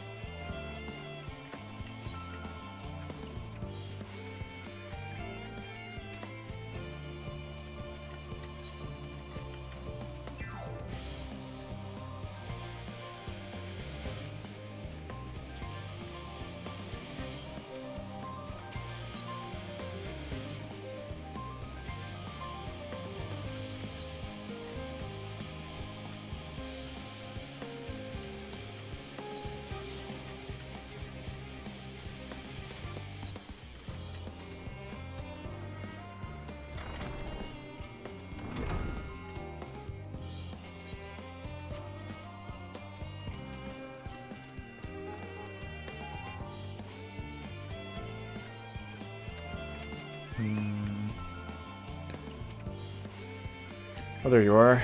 The others finished talking about rain making whatsits yet? By Cooking Way's broad grin, I assume your excursion was a roaring success.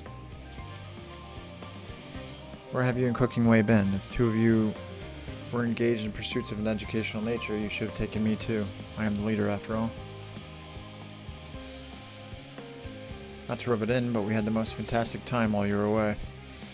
Oriange was able to obtain all manner of meteorological data for us to pore over. I'll be sure to put my newfound knowledge to good use once we return to the moon.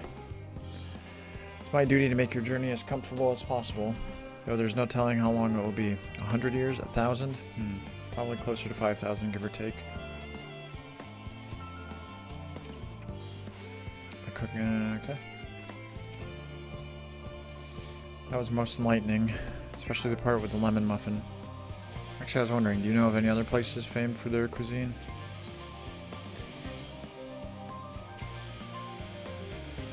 Winslow Mensa is home to the Culinarians Guild and many less than savory establishments.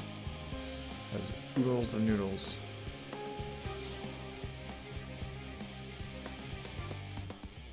The more I time to visit Sai, the more I learn of Aetherius, the more I wish we could spare it from the final days. Last Heidelin's orders are to flee, not to resist. If only there was some other way.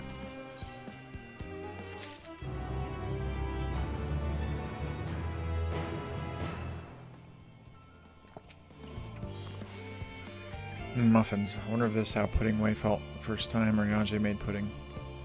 But I'm not sure that actually was pudding, come to think of it. Something about it seemed a bit off.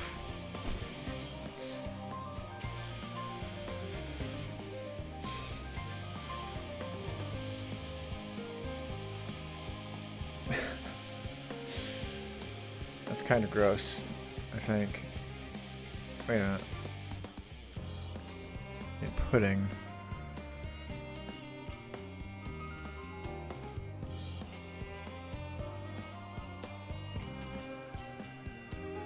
Well, he made it. Did he make it with his hands, though, is the question. Had to be.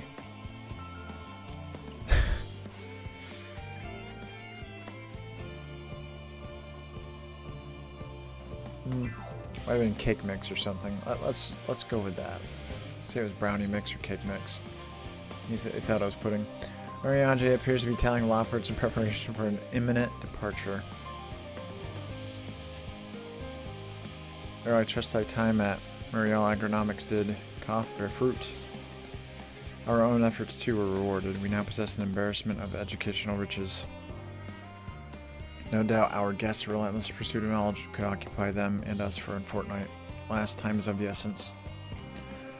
Let's return to Charlie and Hamlet forthwith. I shall gladly attend to each and every Lopper there should further questions within my power to answer arise.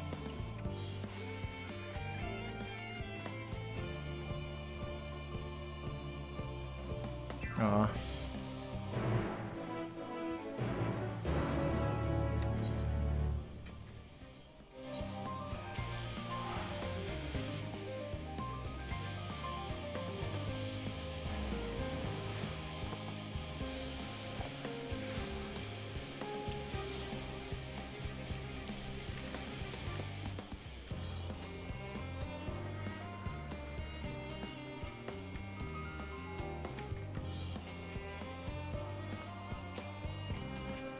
Lopperts want for activities and stimulation, but I struggle to conceive of how to busy them whilst we wait.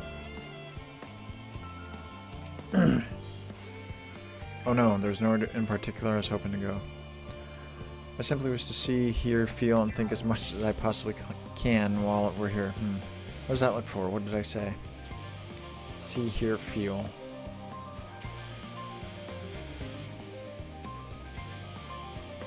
Why did I not ask Jepke how to make carrot muffins? Who could have had baked goods bursting with happiness? That was ever so delightful. With this much information, I can fine-tune the moon's environs for your people's comfort. It's surprisingly tricky to estimate the appropriate temperature settings for beings so lacking in fur.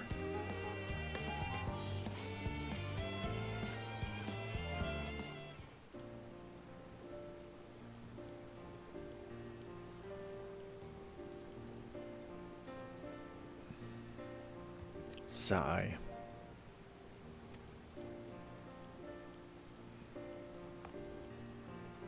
Yes, sir. That was indeed me verbalizing a sigh to express my emotional state. Do you want to know why? Because I saw the reconstructed environmental data for Ethereus at Logisticon Alpha, that's why. Forest so lovely and so leafy. Are all of your forests like that? Black Shroud is quite leafy indeed, and a place of utmost tranquility. The verdant, at least, trees of Dravania stand particularly proud. You should see the forest of the first. One was purple. Gotta talk to the homeland here.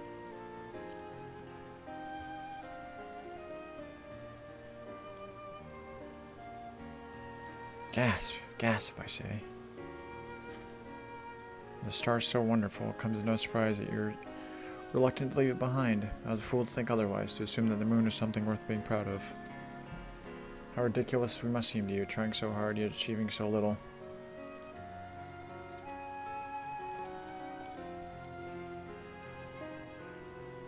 Not at all, thy works are no less worthy than for their uniqueness. I thought I heard tiny voices. Thancred.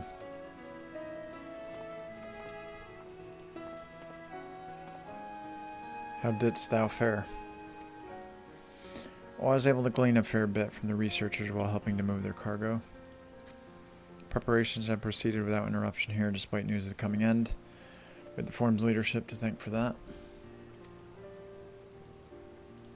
That doesn't mean people aren't worried, though. Quite the opposite.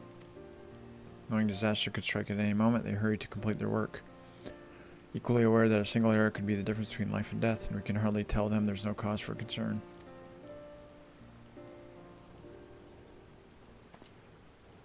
Perhaps not, though aided by our goodly growing way, we may yet find other ways to lighten their burden. Me? Be of use to To people? I'm honored that you would think me so capable, but I'm not sure that I'm up to the challenge.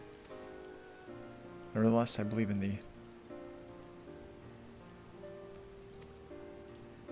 If you say so, I suppose it can't hurt to try. I passed someone moping in the western plaza that looked to be in need of a helping paw. Perhaps you might start with him.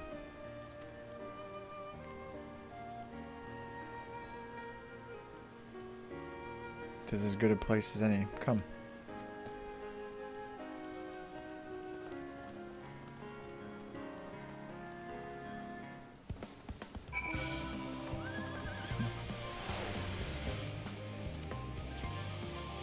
Best go with them. I don't think Arianji misjudged him, but growing way does look like he could use some emotional support.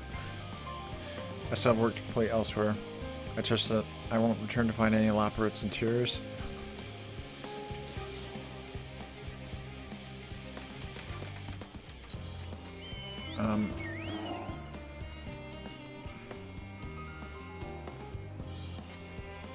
Or was that one? Vexed Veterinarian. I'll do this one.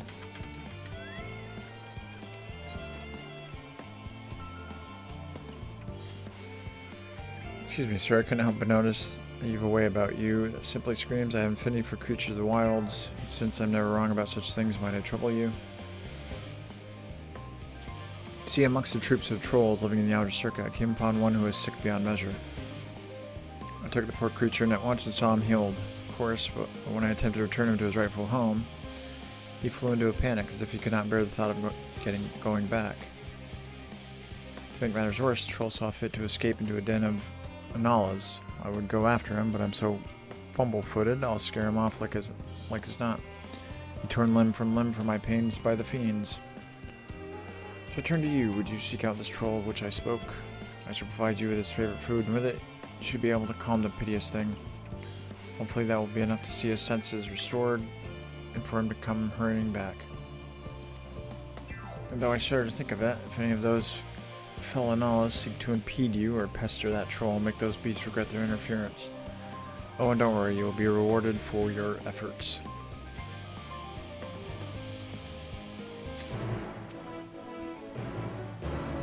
I pray that troll can get hold of himself and return here in one piece. Let's hope the food I gave you does the trick and that none of those pesky Analas attempt to undermine our efforts.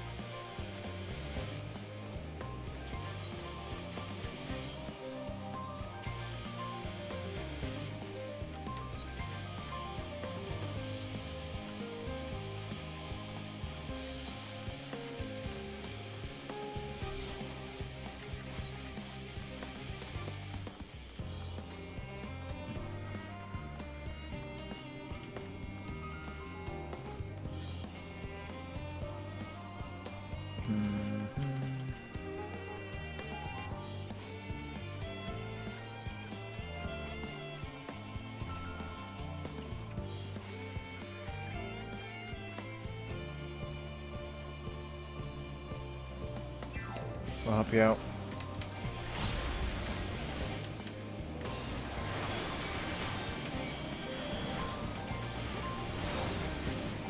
Oh, there's 3 of them.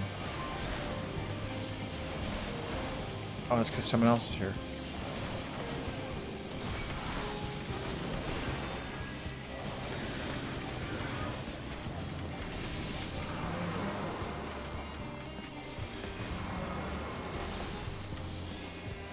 Cool. Grr. No troll can resist a fruit this ripe in more than one way, according to your olfactory senses.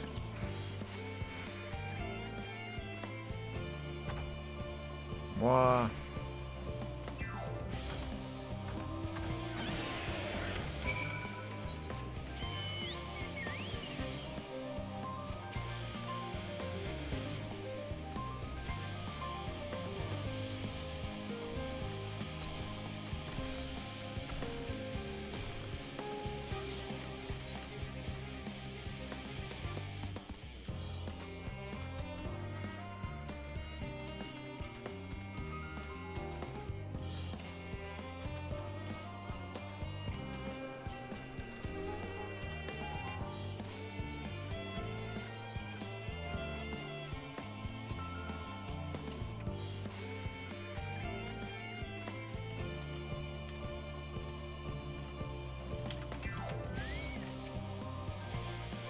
Grr. Look, he's returned. I can't thank you enough. I know they may not look at, but trolls are really quite intelligent indeed. They are an intrinsic part of the woodlands of Labyrinthos and keep it healthy and thriving. Though we've a responsibility to put down the more violent and unruly ones, most trolls such as this one are kind, docile things. In fact, my friend here has a real chance of becoming leader of his tribe. Perhaps even guardian of the forest someday. It is we who saw these creatures removed from their natural habitat and relocated them within Labyrinthos. Thus, we have a responsibility to watch over them, to ensure they are well, and it would be too cruel to dispose of one simply because they're under the weather. Yes, your reward. Here is promised. Now then, it's high time I saw this fellow return to the outer circuit. Farewell, adventurer. Take care.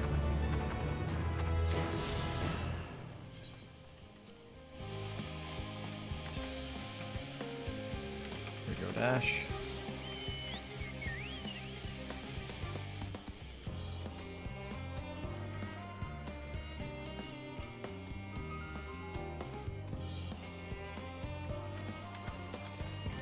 Actually, you know what? I'll pay you in a while. There you go.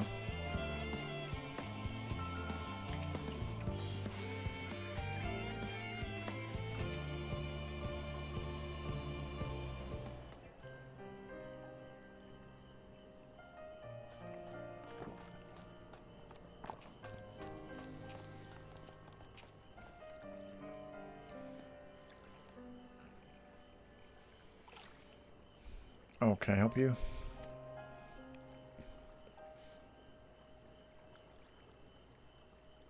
It is you who would help me. Is my anxiety truly so obvious? A burden shared is a burden eased. Pray tell us of thy troubles. Those little fellows do look like good listeners. Excuse me. I'm an engineer, you see.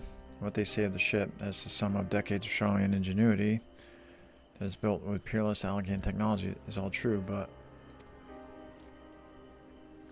I know that none of that's a guarantee. We've never before launched a star-faring vessel, let alone flown it in the great expanse. All the tests we've run have been on the ground. Only operational personnel and cargo will be aboard for the first voyage. But even so, if it fails us, then what can we do? And if it doesn't, it could fall apart in the next flight, or the one after that. We've done everything we can to prevent that from happening, but it hardly matters. We thought the ether burner's design was flawless too, and look how that turned out. Thou art familiar with these most daunting technologies, and thus dost thou hold the power to allay his fears. Oh, I'm not sure about that, but well.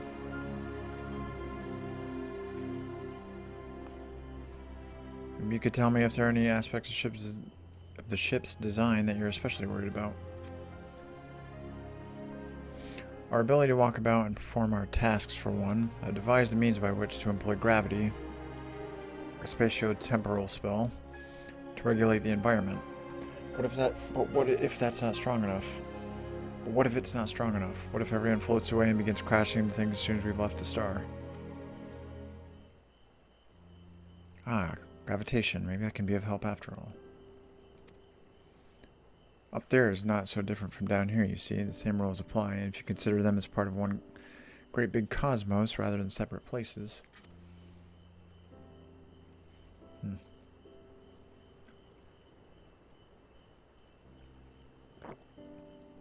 I suspect both parties shall find comfort in this conversation.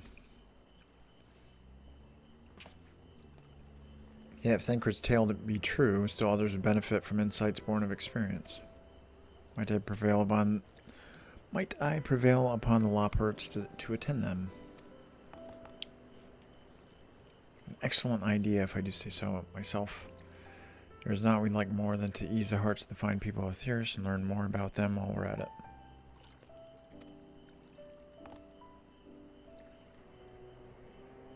Full glad am I to hear it. Gather thy companions and bring them hither.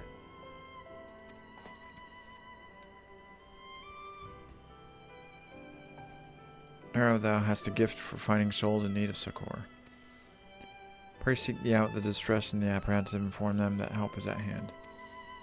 I shall await them there, that I might introduce each to a suitable opera.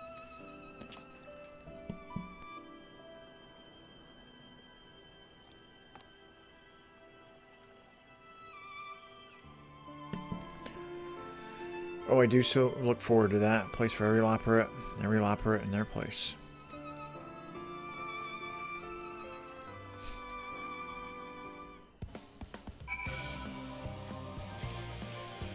Thank heavens I asked you. Yes, precisely. However, it would also be prudent to have a redundant system in the event of failure. Final days doubtless weigh heavy upon the minds of many in Charlian Hamlet, pillars of the Exodus as they are. Pray bring them hither.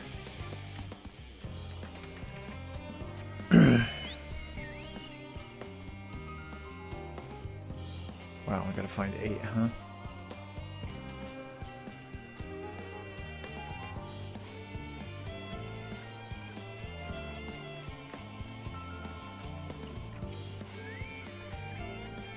Six bunches of weeds in the ground, 56 bunches of weeds, rip one out and add to the mound, 55 bunches of weeds in the... Leap, I'm not neglecting my duties, I swear. I was in need of a little break, you see, but then I found myself unable to relax at all, so I went on a walk.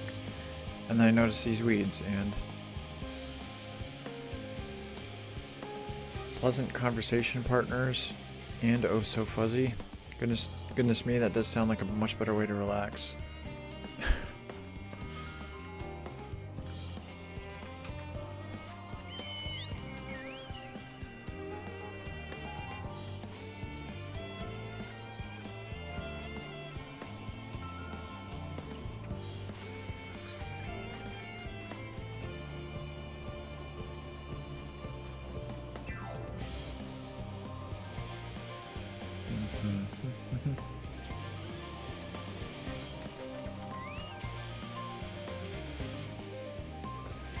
Blasted assistants.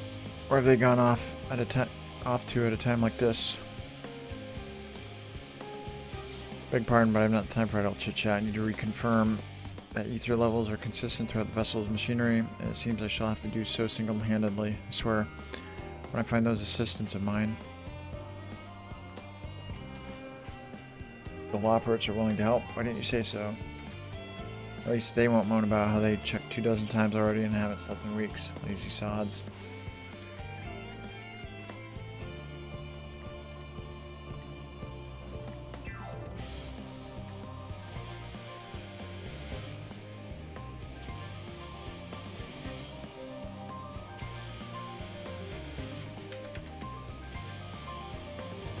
Start over here and then...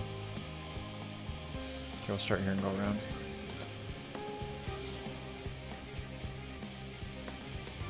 What am I thinking about? Medical facilities on the ship, of course. I designed them with the assistance of our sages and chirurgeons, but to imagine every illness or injury that one might face in that great expanse is beyond any of us. To say nothing of the effects that living out there definitely might have on the body. A crew from the moon? Why did I not think of that?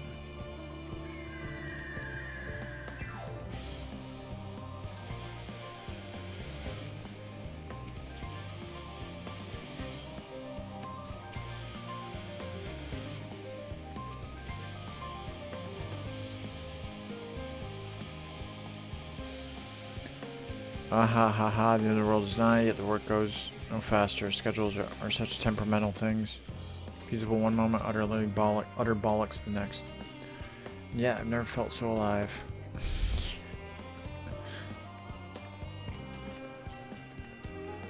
This one's beyond your help. Only sleep can save her now. Can't stop now, I've got my second wind, or my second wind.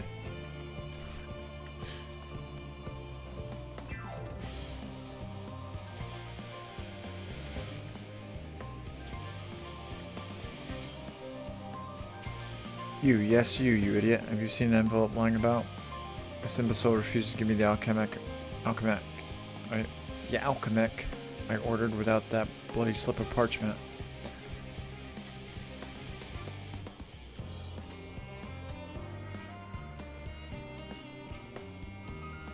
Unless your friends have a spell to make me remember where I dropped my damned envelope.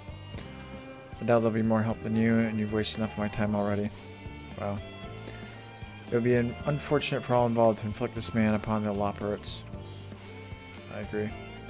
I drop on the path, I leave it at home. Why in the 7 blasted hells can I never find things when I need them? Oh, please mend some items. Thank you. Thank you.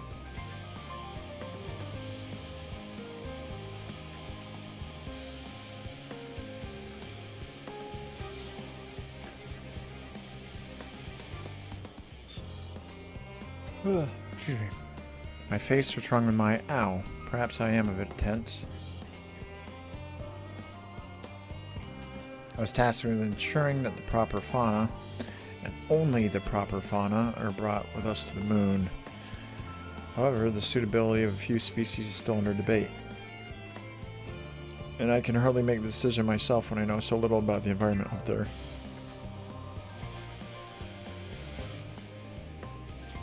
Including the Loporits in our discussions is a wonderful idea. I absolutely will, thank you. Perhaps our biology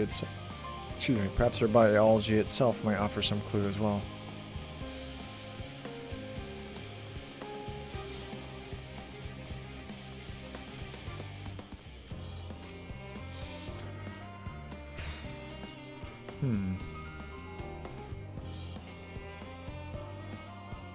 Consult our collaborators? I suppose that would be more effective than sitting here brooding. I'm attempting to calculate how much cargo we can consolidate into fewer trips. Should the ether burner make our original estimates infeasible? But there are simply too many variables. I feel as if my brow will turn inside out. But perhaps our lunar associates will have more insight into how much weight constitutes too much weight for our purposes. Thank you for letting me know.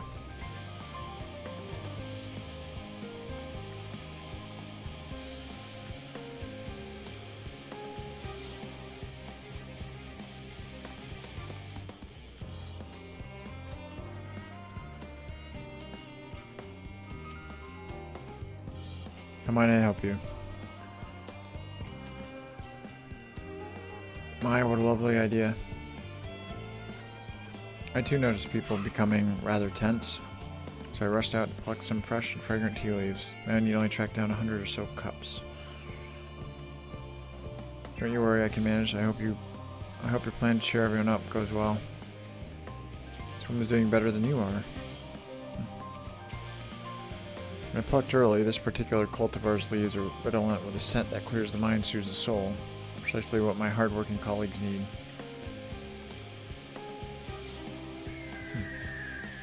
Nice.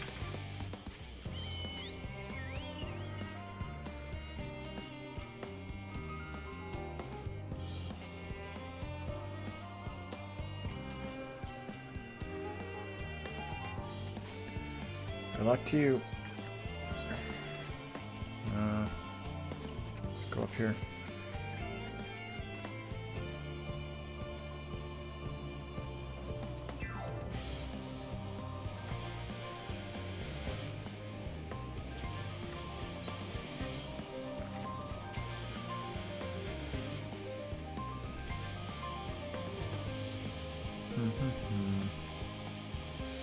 So 3 more.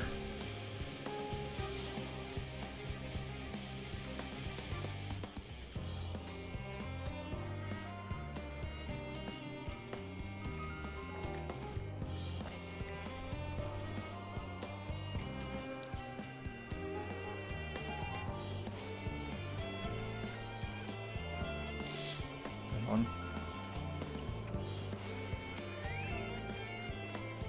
Worries. No, I believe I'm fine, thank you. I've been confiding in my colleagues and it's helped a lot.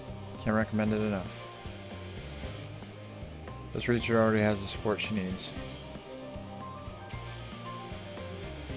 It's a stressful time, of course, but having colleagues I can count on makes all the difference. Excuse me.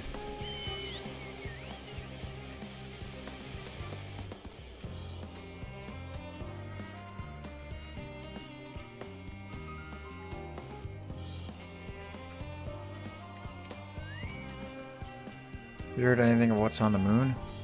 No doubt that we can make it up there, but the searching for a new star part of the plan sounds awfully vague to me. I asked the forum, but they will only tell us that our collaborators have everything under control. Forgive me, but I don't feel particularly safe wandering through the sea of stars and gods know what, made by gods know who.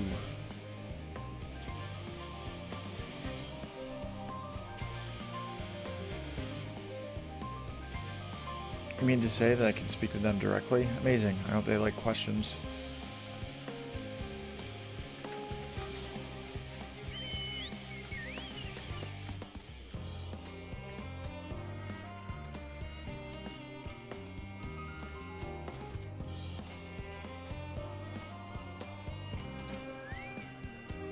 Is anything bothering me? Well, I've been loading cargo for bells now, so my back feels like a void sense played as a piano. My feet and knees as drums and cymbals, too. This cleaner seems fine if in need of a break. Sitting from the mightiest emperor to the lowliest peasant, who doesn't enjoy a good sit?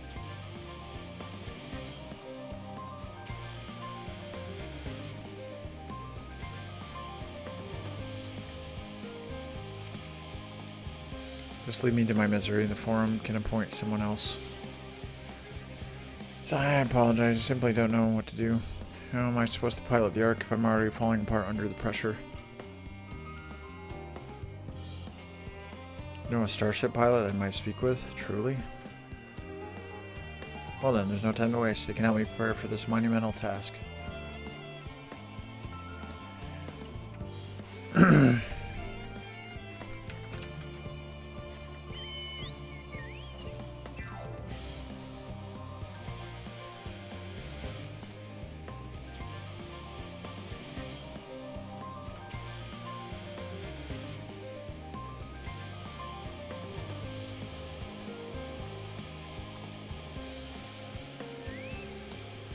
Apologies, but I'm awaiting a delivery. Whatever it is, we'll have to wait. Seems this cleaner is too busy to chat for his benefit or otherwise. If it's urgent, you had best ask a different cleaner.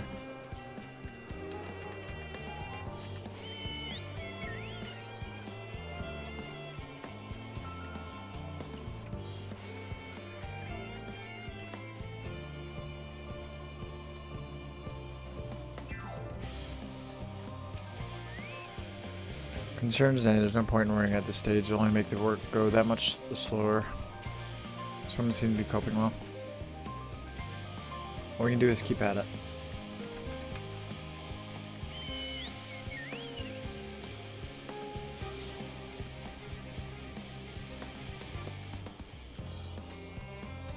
I need one more. There we go.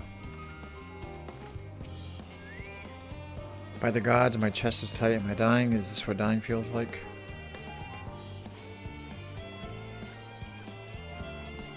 Oh, do pardon me. I didn't see you there. There's no cause for concern, I assure you.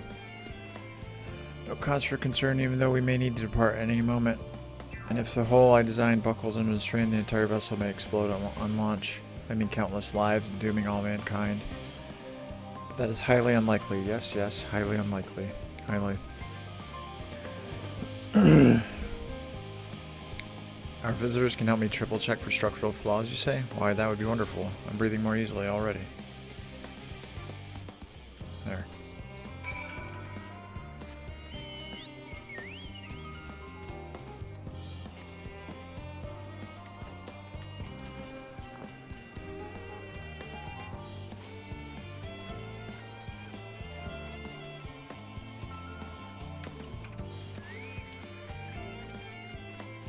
Arrow, he said he was glad we spoke, and he thanked me. So it was all worth it after all, wasn't it? Even the mistakes we made, because now we can tell them what not to do.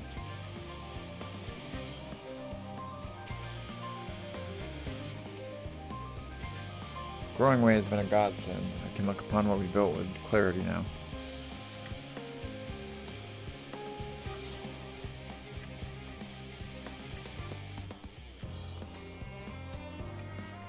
Cool. Behold, Arrow. Through thine efforts, word hath spread throughout Labyrinthos. Verily, to a far greater number than we anticipated. Living Way doth gather more loports as we speak. I shall assign each in accordance with their skills, that bonds of friendship might be forged. Should greater matters require not thine attentions, watch over them, I prithee.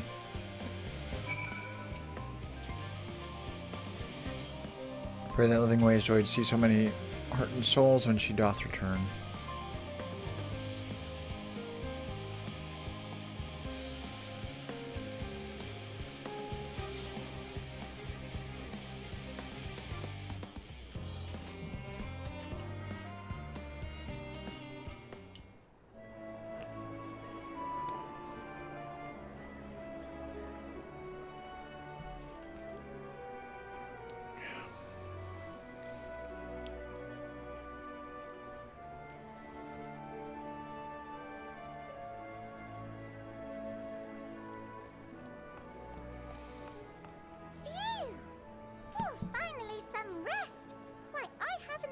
So much in, well, in forever.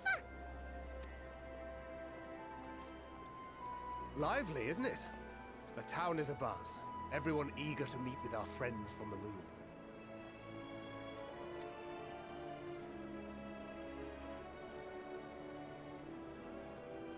Twould behoove you to consult with Sleeping Way. As our moon's pilot, his advice should be most pertinent. I'm impressed. Truth be told, I struggle to tell one from another. No offense intended, of course. None taken. After you and your friends left Mare Elementorum, we spent no small amount of time with your Urianger. Oh, the conversations we had. He told us all about Atheris, answered our every question, no matter how trifling or trivial. Look! Every page filled to the margins with knowledge. When I first arrived, I was struck by how little I knew. It was daunting. But then I realized that, were it not for Urianger and his teachings, we'd still be stuck on the moon, gazing at your world and wondering what we've been missing.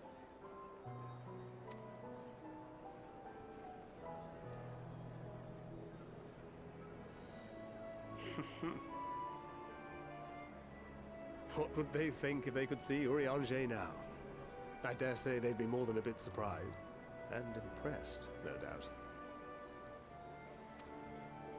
Master Louisoix, Minfilia, Papalimo, and not to forget.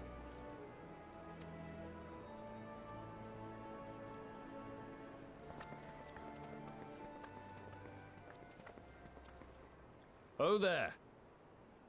Heard there was a visiting expert who we might bother with a few questions. I take it you'd be the one.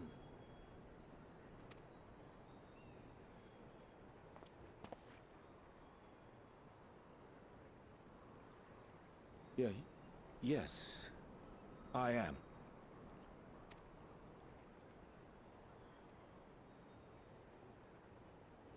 Wilson and Blovida, Sharlayan's foremost researchers in the field of teleportation magic, and Moonbreeder's parents.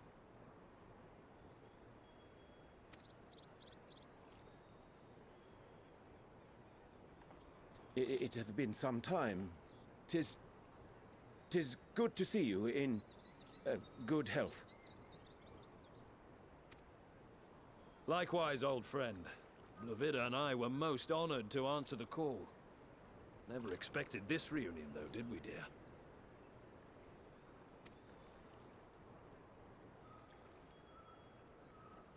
I'll say, the nerve. Sending that letter, then running off to the gods know where.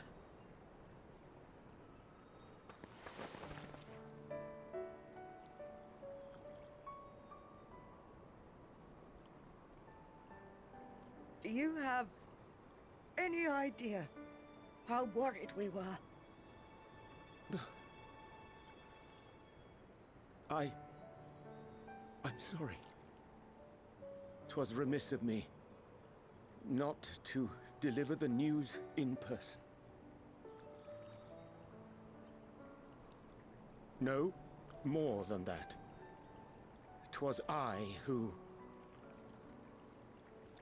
Our daughter was disillusioned after Master Louisoix left her behind.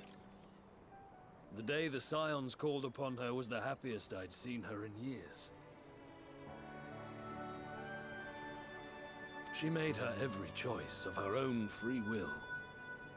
No one could have ever forced her to do otherwise. Don't blame yourself for her death. Celebrate her life. You know that's what she'd want.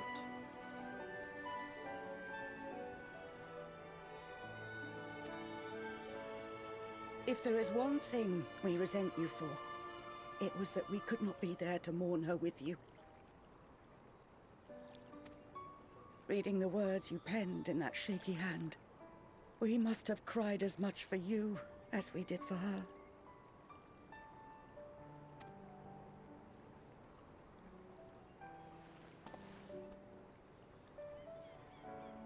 I'm sorry. I truly, truly am. I knew not what to say, knew not how to express my feelings. The poems and platitudes of wiser men, musings on sadness and loss, studied and memorized, and meaningless in the moment.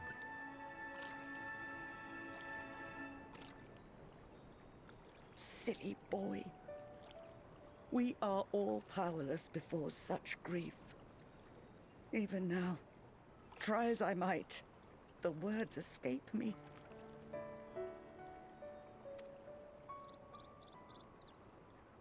But in our hearts, we know, we always know.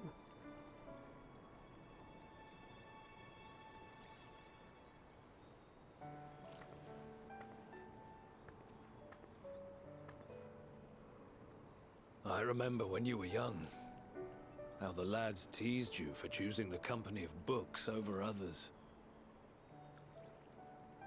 Our moon didn't take kindly to that.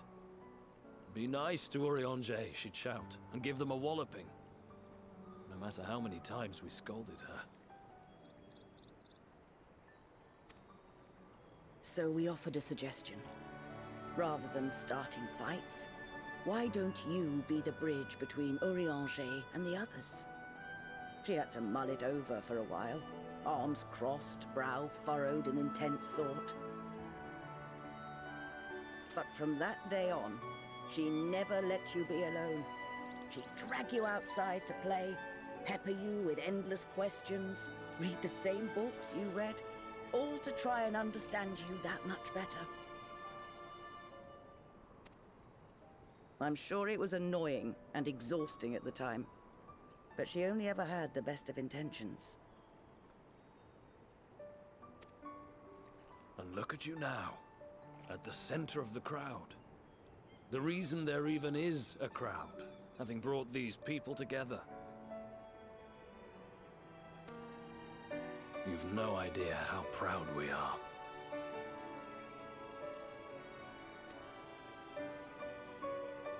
To see the boy, our daughter, trusted and believed in more than anyone, grow into the man she always knew he could be. I can see her in you, too. Feel her. She walks with you wheresoever you go. So thank you, Urianger, for being who you are.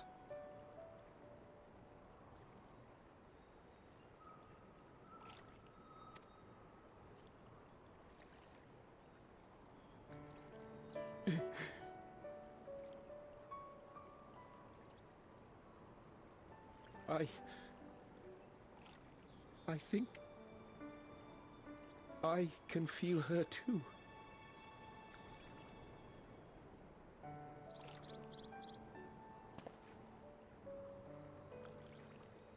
The truth of her life.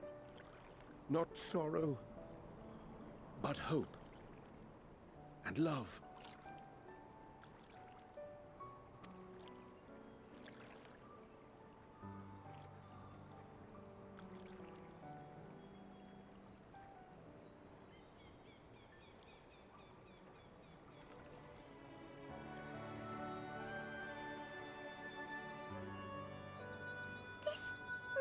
breeder. She was important to him, wasn't she? You could ask the man himself.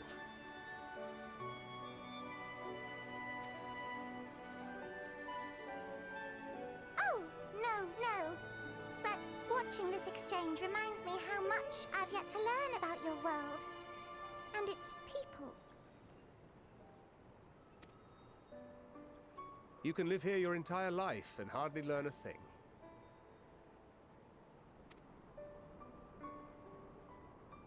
And that's why it's too soon for this to end.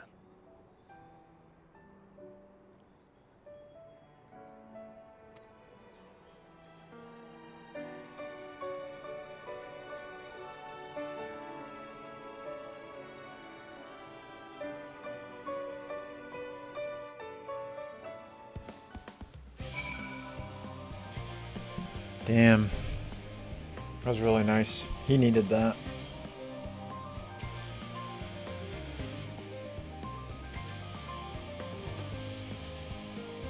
I need to invite Urianger for a drink when we have a moment to breathe. We're long overdue for one. Can raise a glass to Moon Brita.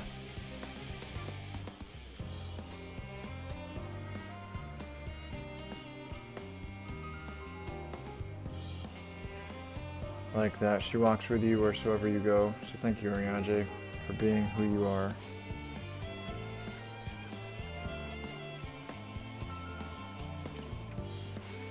Goodness me, I never felt like there was too little time before. There's so many people to talk to, so many things to learn.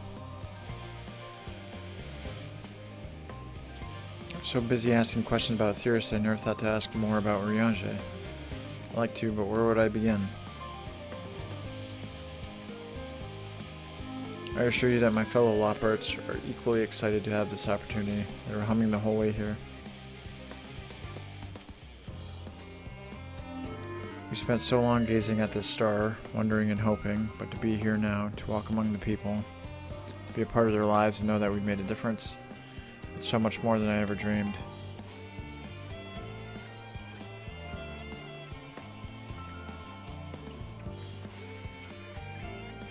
Oh, you must be one of the Scions, correct?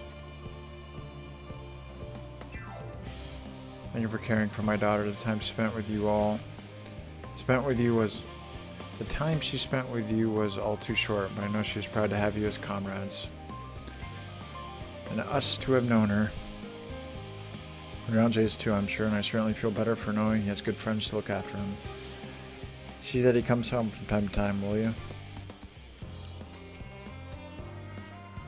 Classical Rogadin language isn't so different from Eorzean. Do you ever wonder why we named our daughter Moon's Bride? When I first held her, the moon was shining silver and full. The whole world seemed to glow. I knew it had chosen her, that she would be a beacon of that self-same light. Of course, we later hear our fair share of jokes about how we ought to have gone for sun instead. How bright and stubborn she was, but fury as my Moon Brita was, she was always kind and gentle. That she was. Or be assured that I'm fine. I am. Full glad to see them too after so very long. Gladder still that I was in your company. As difficult as it was to accept their kindness, it would have been far harder had I faced them alone.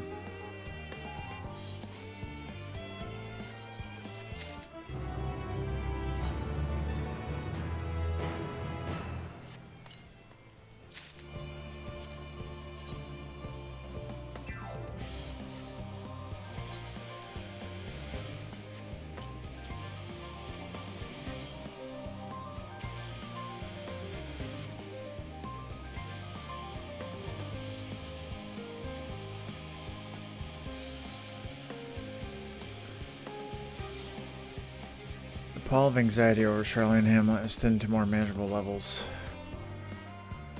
Thou hast my gratitude for lending courage to the Loparits.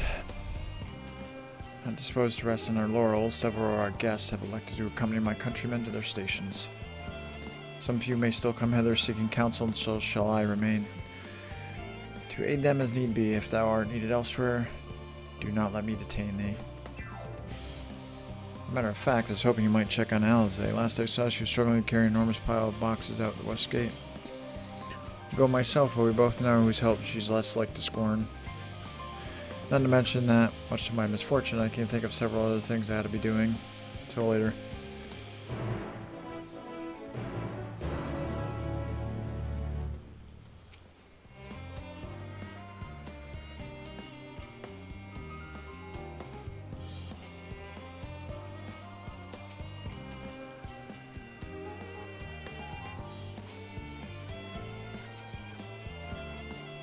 Pray assist, Mistress Alizé. She hath taken up too great a burden, like as not. Livingway and I shall attend to matters here. Okay. Where is she?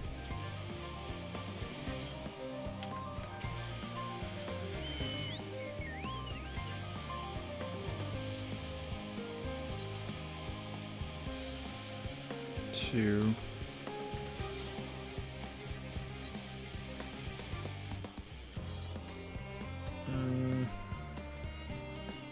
These next, I think.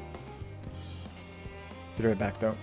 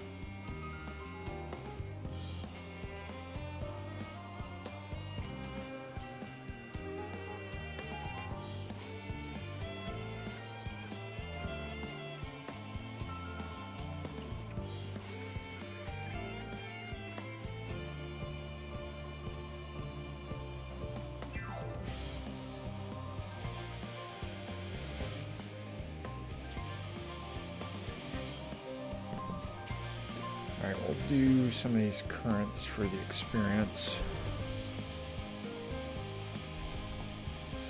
We still have to go over to there. Yeah, we'll do these. Muscle fret. Oh, what am I to do?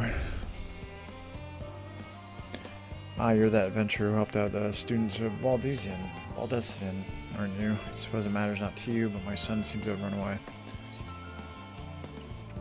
Why was there a child here in the first place?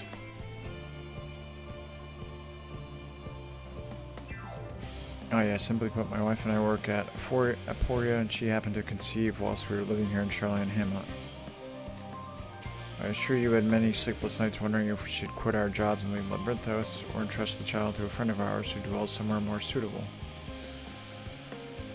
Ultimately, we decided to continue our work whilst raising the child here. After all, research is focused on the very future their offspring will inhabit. The issue is, however, that the magic that prevents us from revealing anything confidential is too potent to be used on children. Of course, we can't allow the little one to roam freely. There's no telling what you might impart upon others. So he's spent his entire life thus far within the confines of Charlian Hamlet. We recently had a slight spat with him, and well, he decided to flee. Imagine me going after him would only make things worse. Could I ask you to talk to him in my stead? I'm sure he'd be much more willing to listen to or anyone other than his parents at this point. Sure. Thank you. Verpalain, my boy, is most likely in the plaza to the east. I cannot imagine he struck out any further on his own.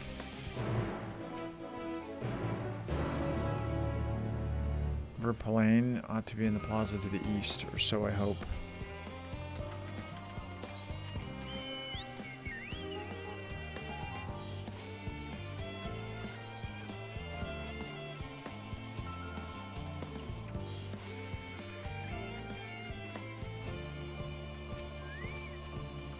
Thank you for your concern, but I'm quite alright. Nothing a brief rest won't solve at any rate.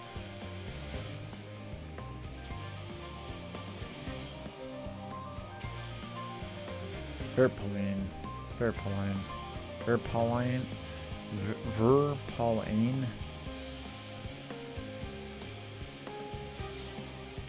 Who are you?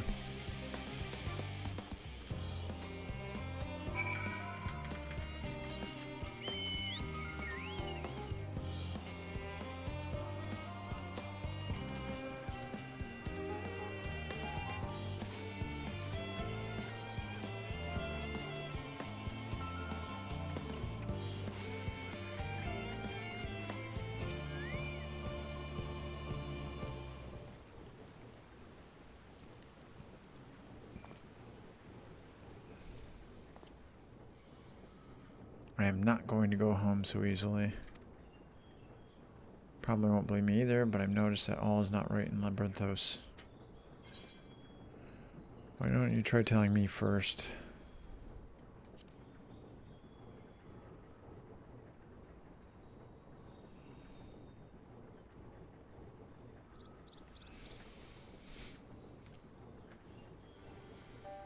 Fine, I should tell you what I've seen. The color of the artificial light here changed recently.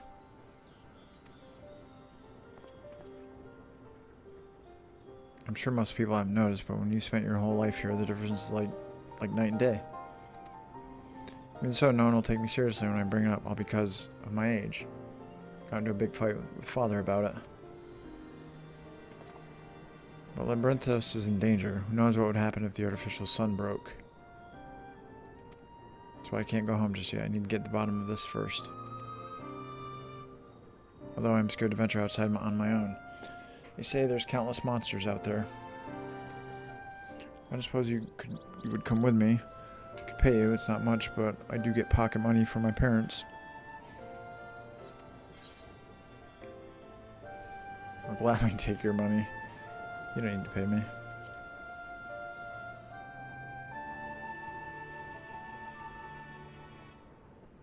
I thought you were different from the rest, but now you're treating me like a child too. It's a proper deal, right? You've got to take my money to make it binding.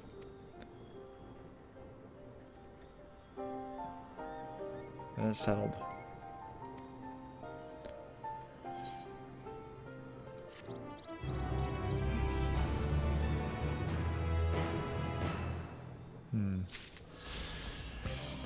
It'll be interesting to do that at a later time.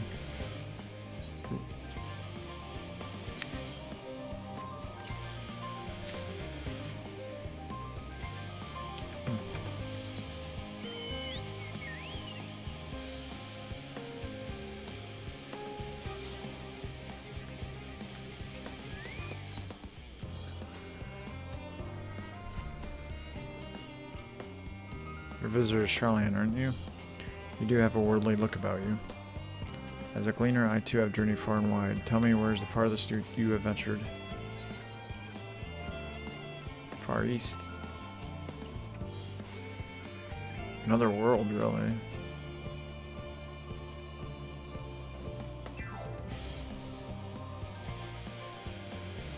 Is that meant to be in jest? The look on your face tells me you're serious.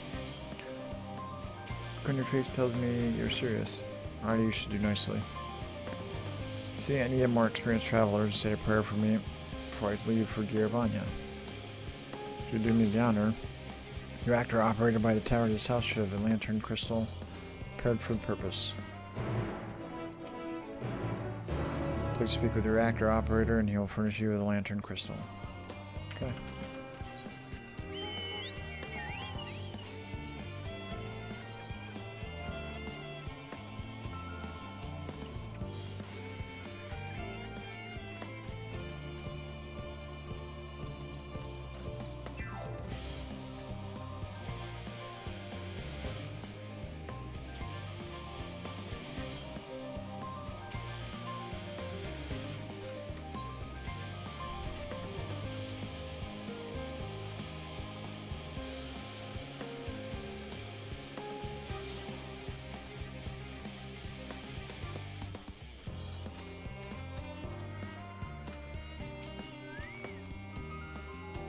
You're here for the crystal. I hope it does some good for that gleaner.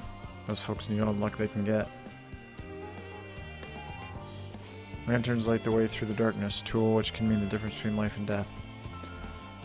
They are synonymous with safe passage, and as such it has become customary today to imbue the crystals inside with the prayers of a more seasoned traveler.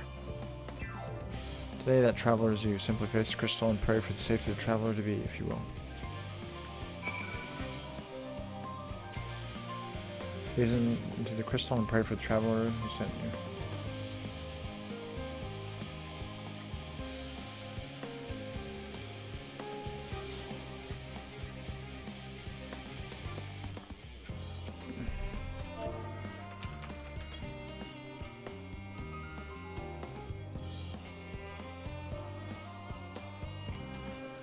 Colleague recently told me about the power of Akasa, concept taught in Radzat-Han, how it reacts to strong emotion.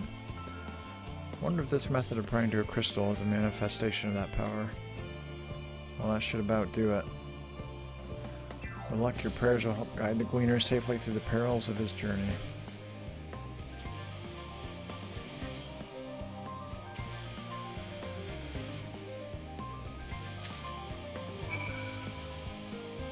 Crystal is ready. You can take it to the gleaner who asked for it now.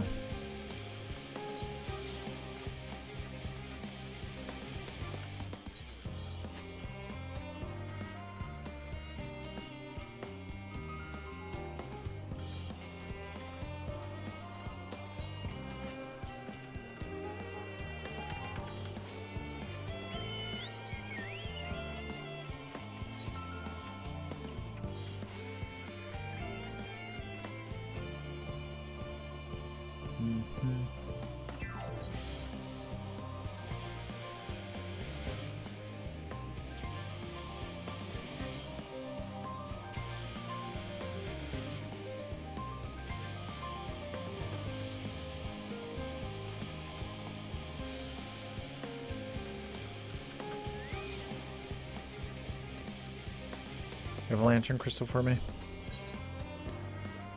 Crystal imbued with hope for a safe journey. There you go. And my thanks. With your prayer fueling its light, I have faith that it will keep me safe until my return. Now I depart for Girvanya. I hope your travels are successful. All is mine. Take care.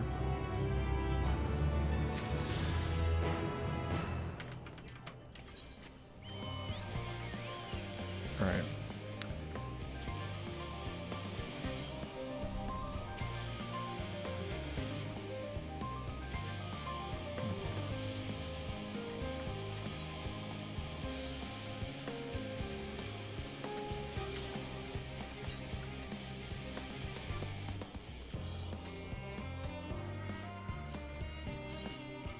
So the last one should be related to clearing this area.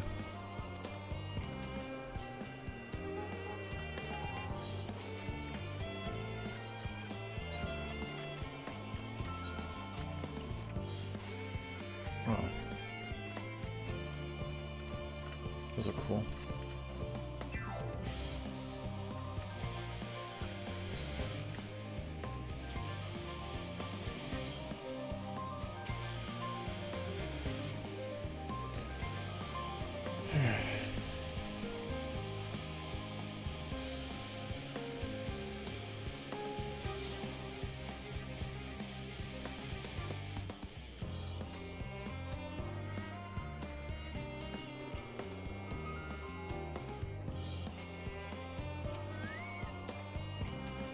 Earl, what are you doing out here?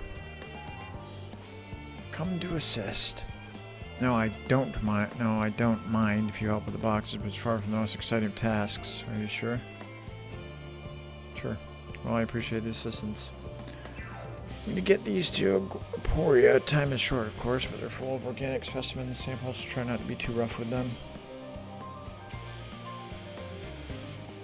Alphino should be waiting for us when we arrive. We'll see you there. Deliver the crate of samples to Alphino. 3 minutes to complete the task. Should you fail, return to the starting location to begin anew.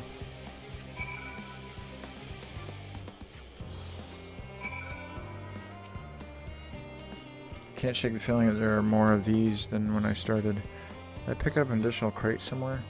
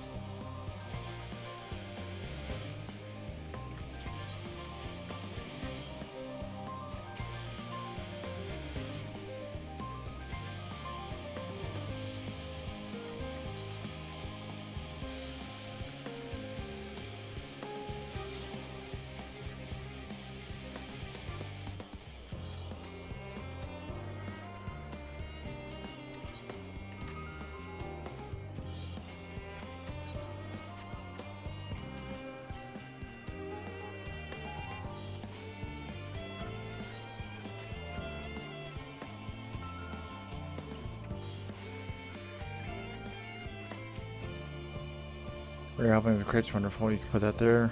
The others. You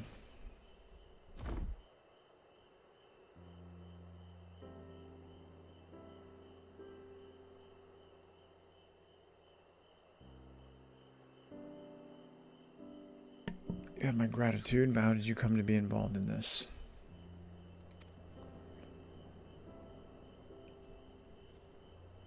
Then I suppose I have Thinkers to thank as well.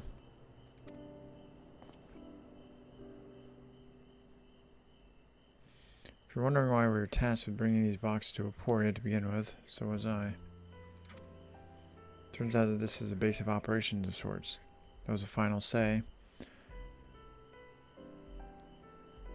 was a final say as to what is included in the ship's manifest can be found here. Father included, I suspect.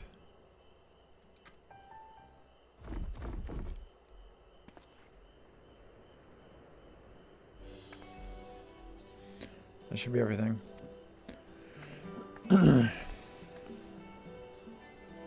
Carried all of that at once. Are you trying to injure yourself?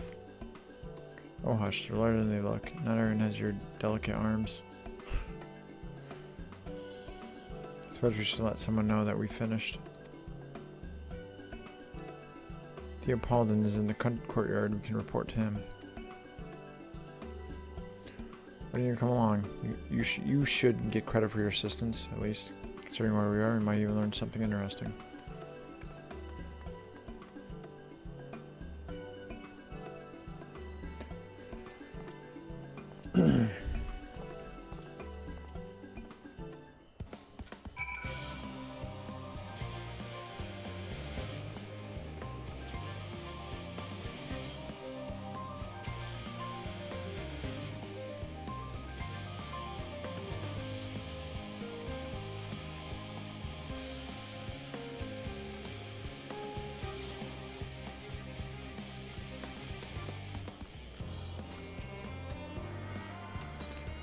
Got some tune-ins to do.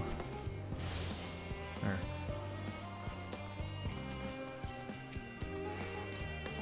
This must be Theopoldin. I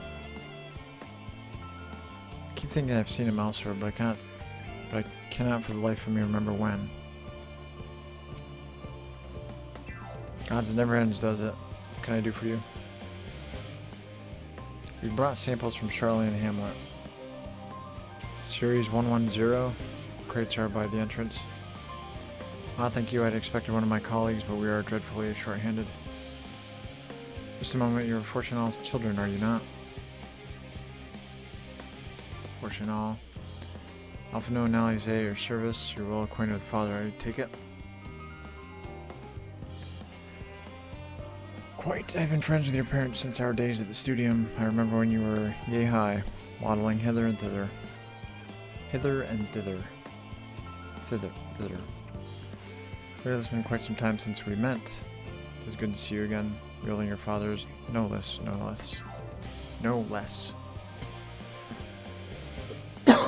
me.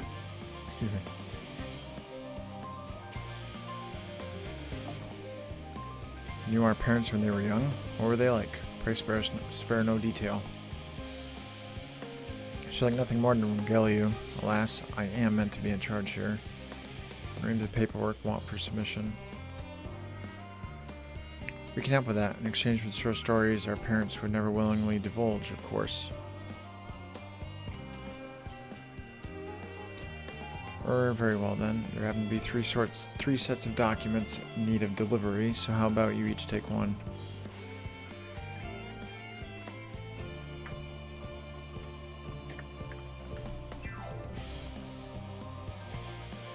Wait right there.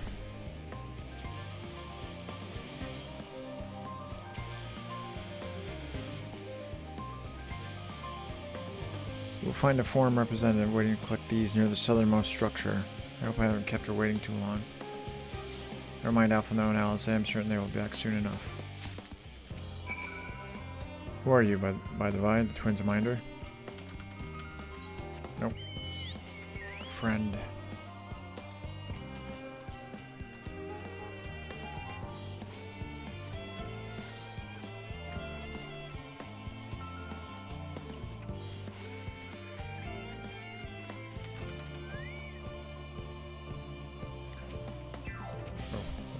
Looking weapons.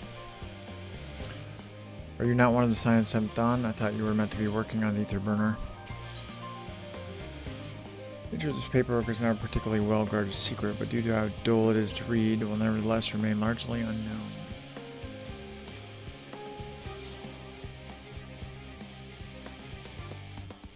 Whoops. Theopoldin's paperwork. I was beginning to worry he had misplaced his quill. Appreciate your help in seeing these documents to my hands at last. As for your other task, pray keep this between us, but I sincerely hope you scions succeed. The Exodus is without a doubt the most monumental undertaking in the history of the Forum, and so we must be circumspect in all respects.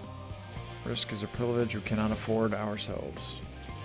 At its heart, however, Charlian has ever been a nation of the curious. It would be a tragedy indeed if we were the ones to stymie your pursuit of truth.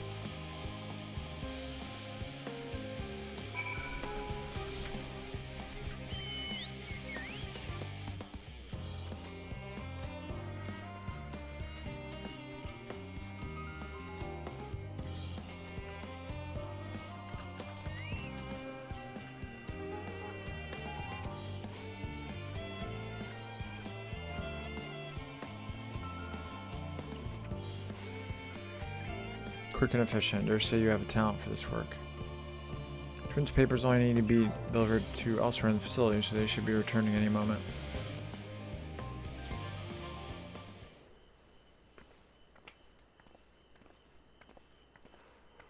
Excuse me. We return with not a scrap of paperwork remaining on our persons. You will note. Both have my thanks and my apologies for sending you on an errand far below your ambitions. Whoops. why even as a babe you struggled out of your swaddling clothes, and it's quite enough of that, thank you. It's compromising stories of our parents that we'd ask to hear, to reiterate.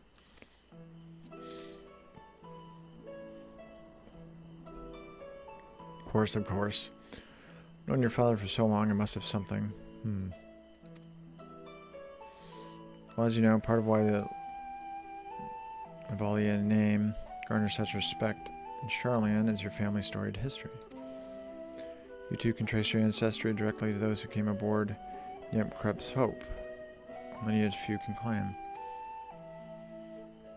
Never thought of it. I never thought much of it myself. It's not as though our forebears founded our nation. They were simply there when it happened. Nevertheless, it has traditionally been a point of pride. This is why Yun Krep's pronouncement, renounce the ways of war and pursue enlightenment through knowledge and reason, has ever been our family's creed. Till your grandfather's time,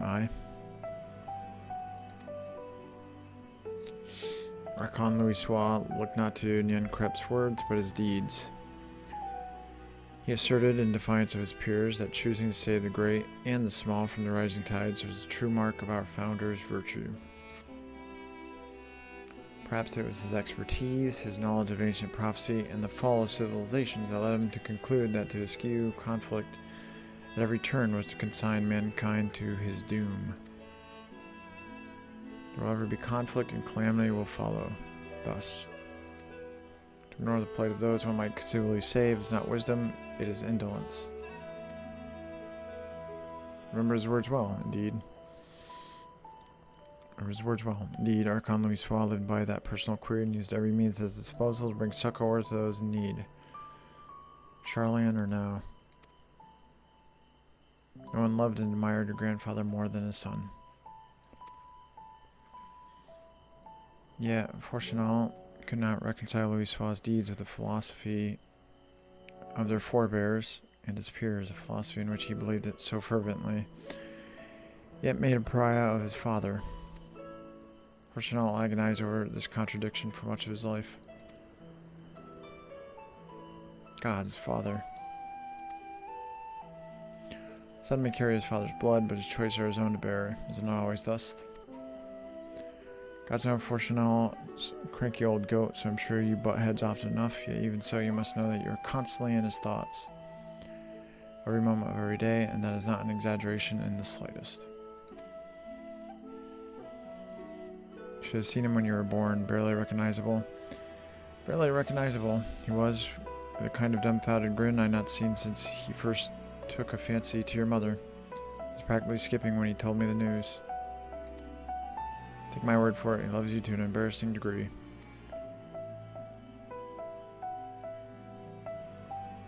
But he's also frustratingly single-minded. Once he's decided that a given action is for the best, he will stay the course no matter who or what opposes him. Profoundly annoying habit when you're on the other end of it, as I'm sure you will agree.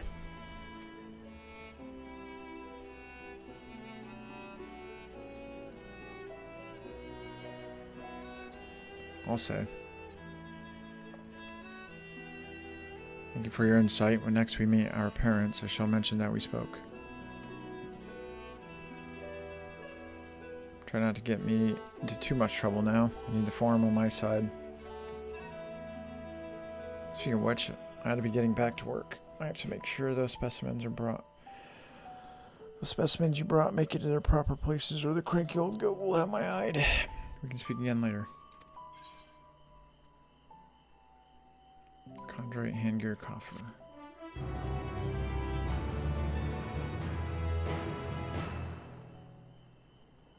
Hail, you three. Graha, surely Cockle hasn't driven you out of the forge already. For better or for worse, no. However, he has set me a task that requires more than my single pair of hands, and here you are. I could use at least one of you, but I won't object to more. Fortunately, Alistair and I have prior commitments, and we have delayed too long as it is. What about you, Arrow? Can you spare the time? Sure. Perfect. This shouldn't take long.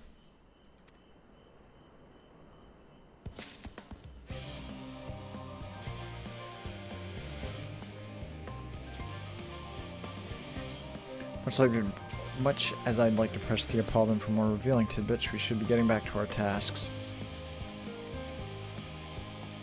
Just strange to hear Father spoke up in such a way, but I suppose he would find your view of me no less odd.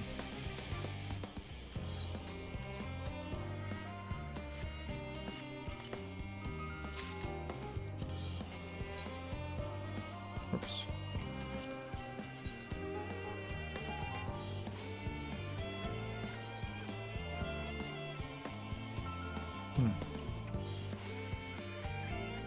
Those gloves look pretty good.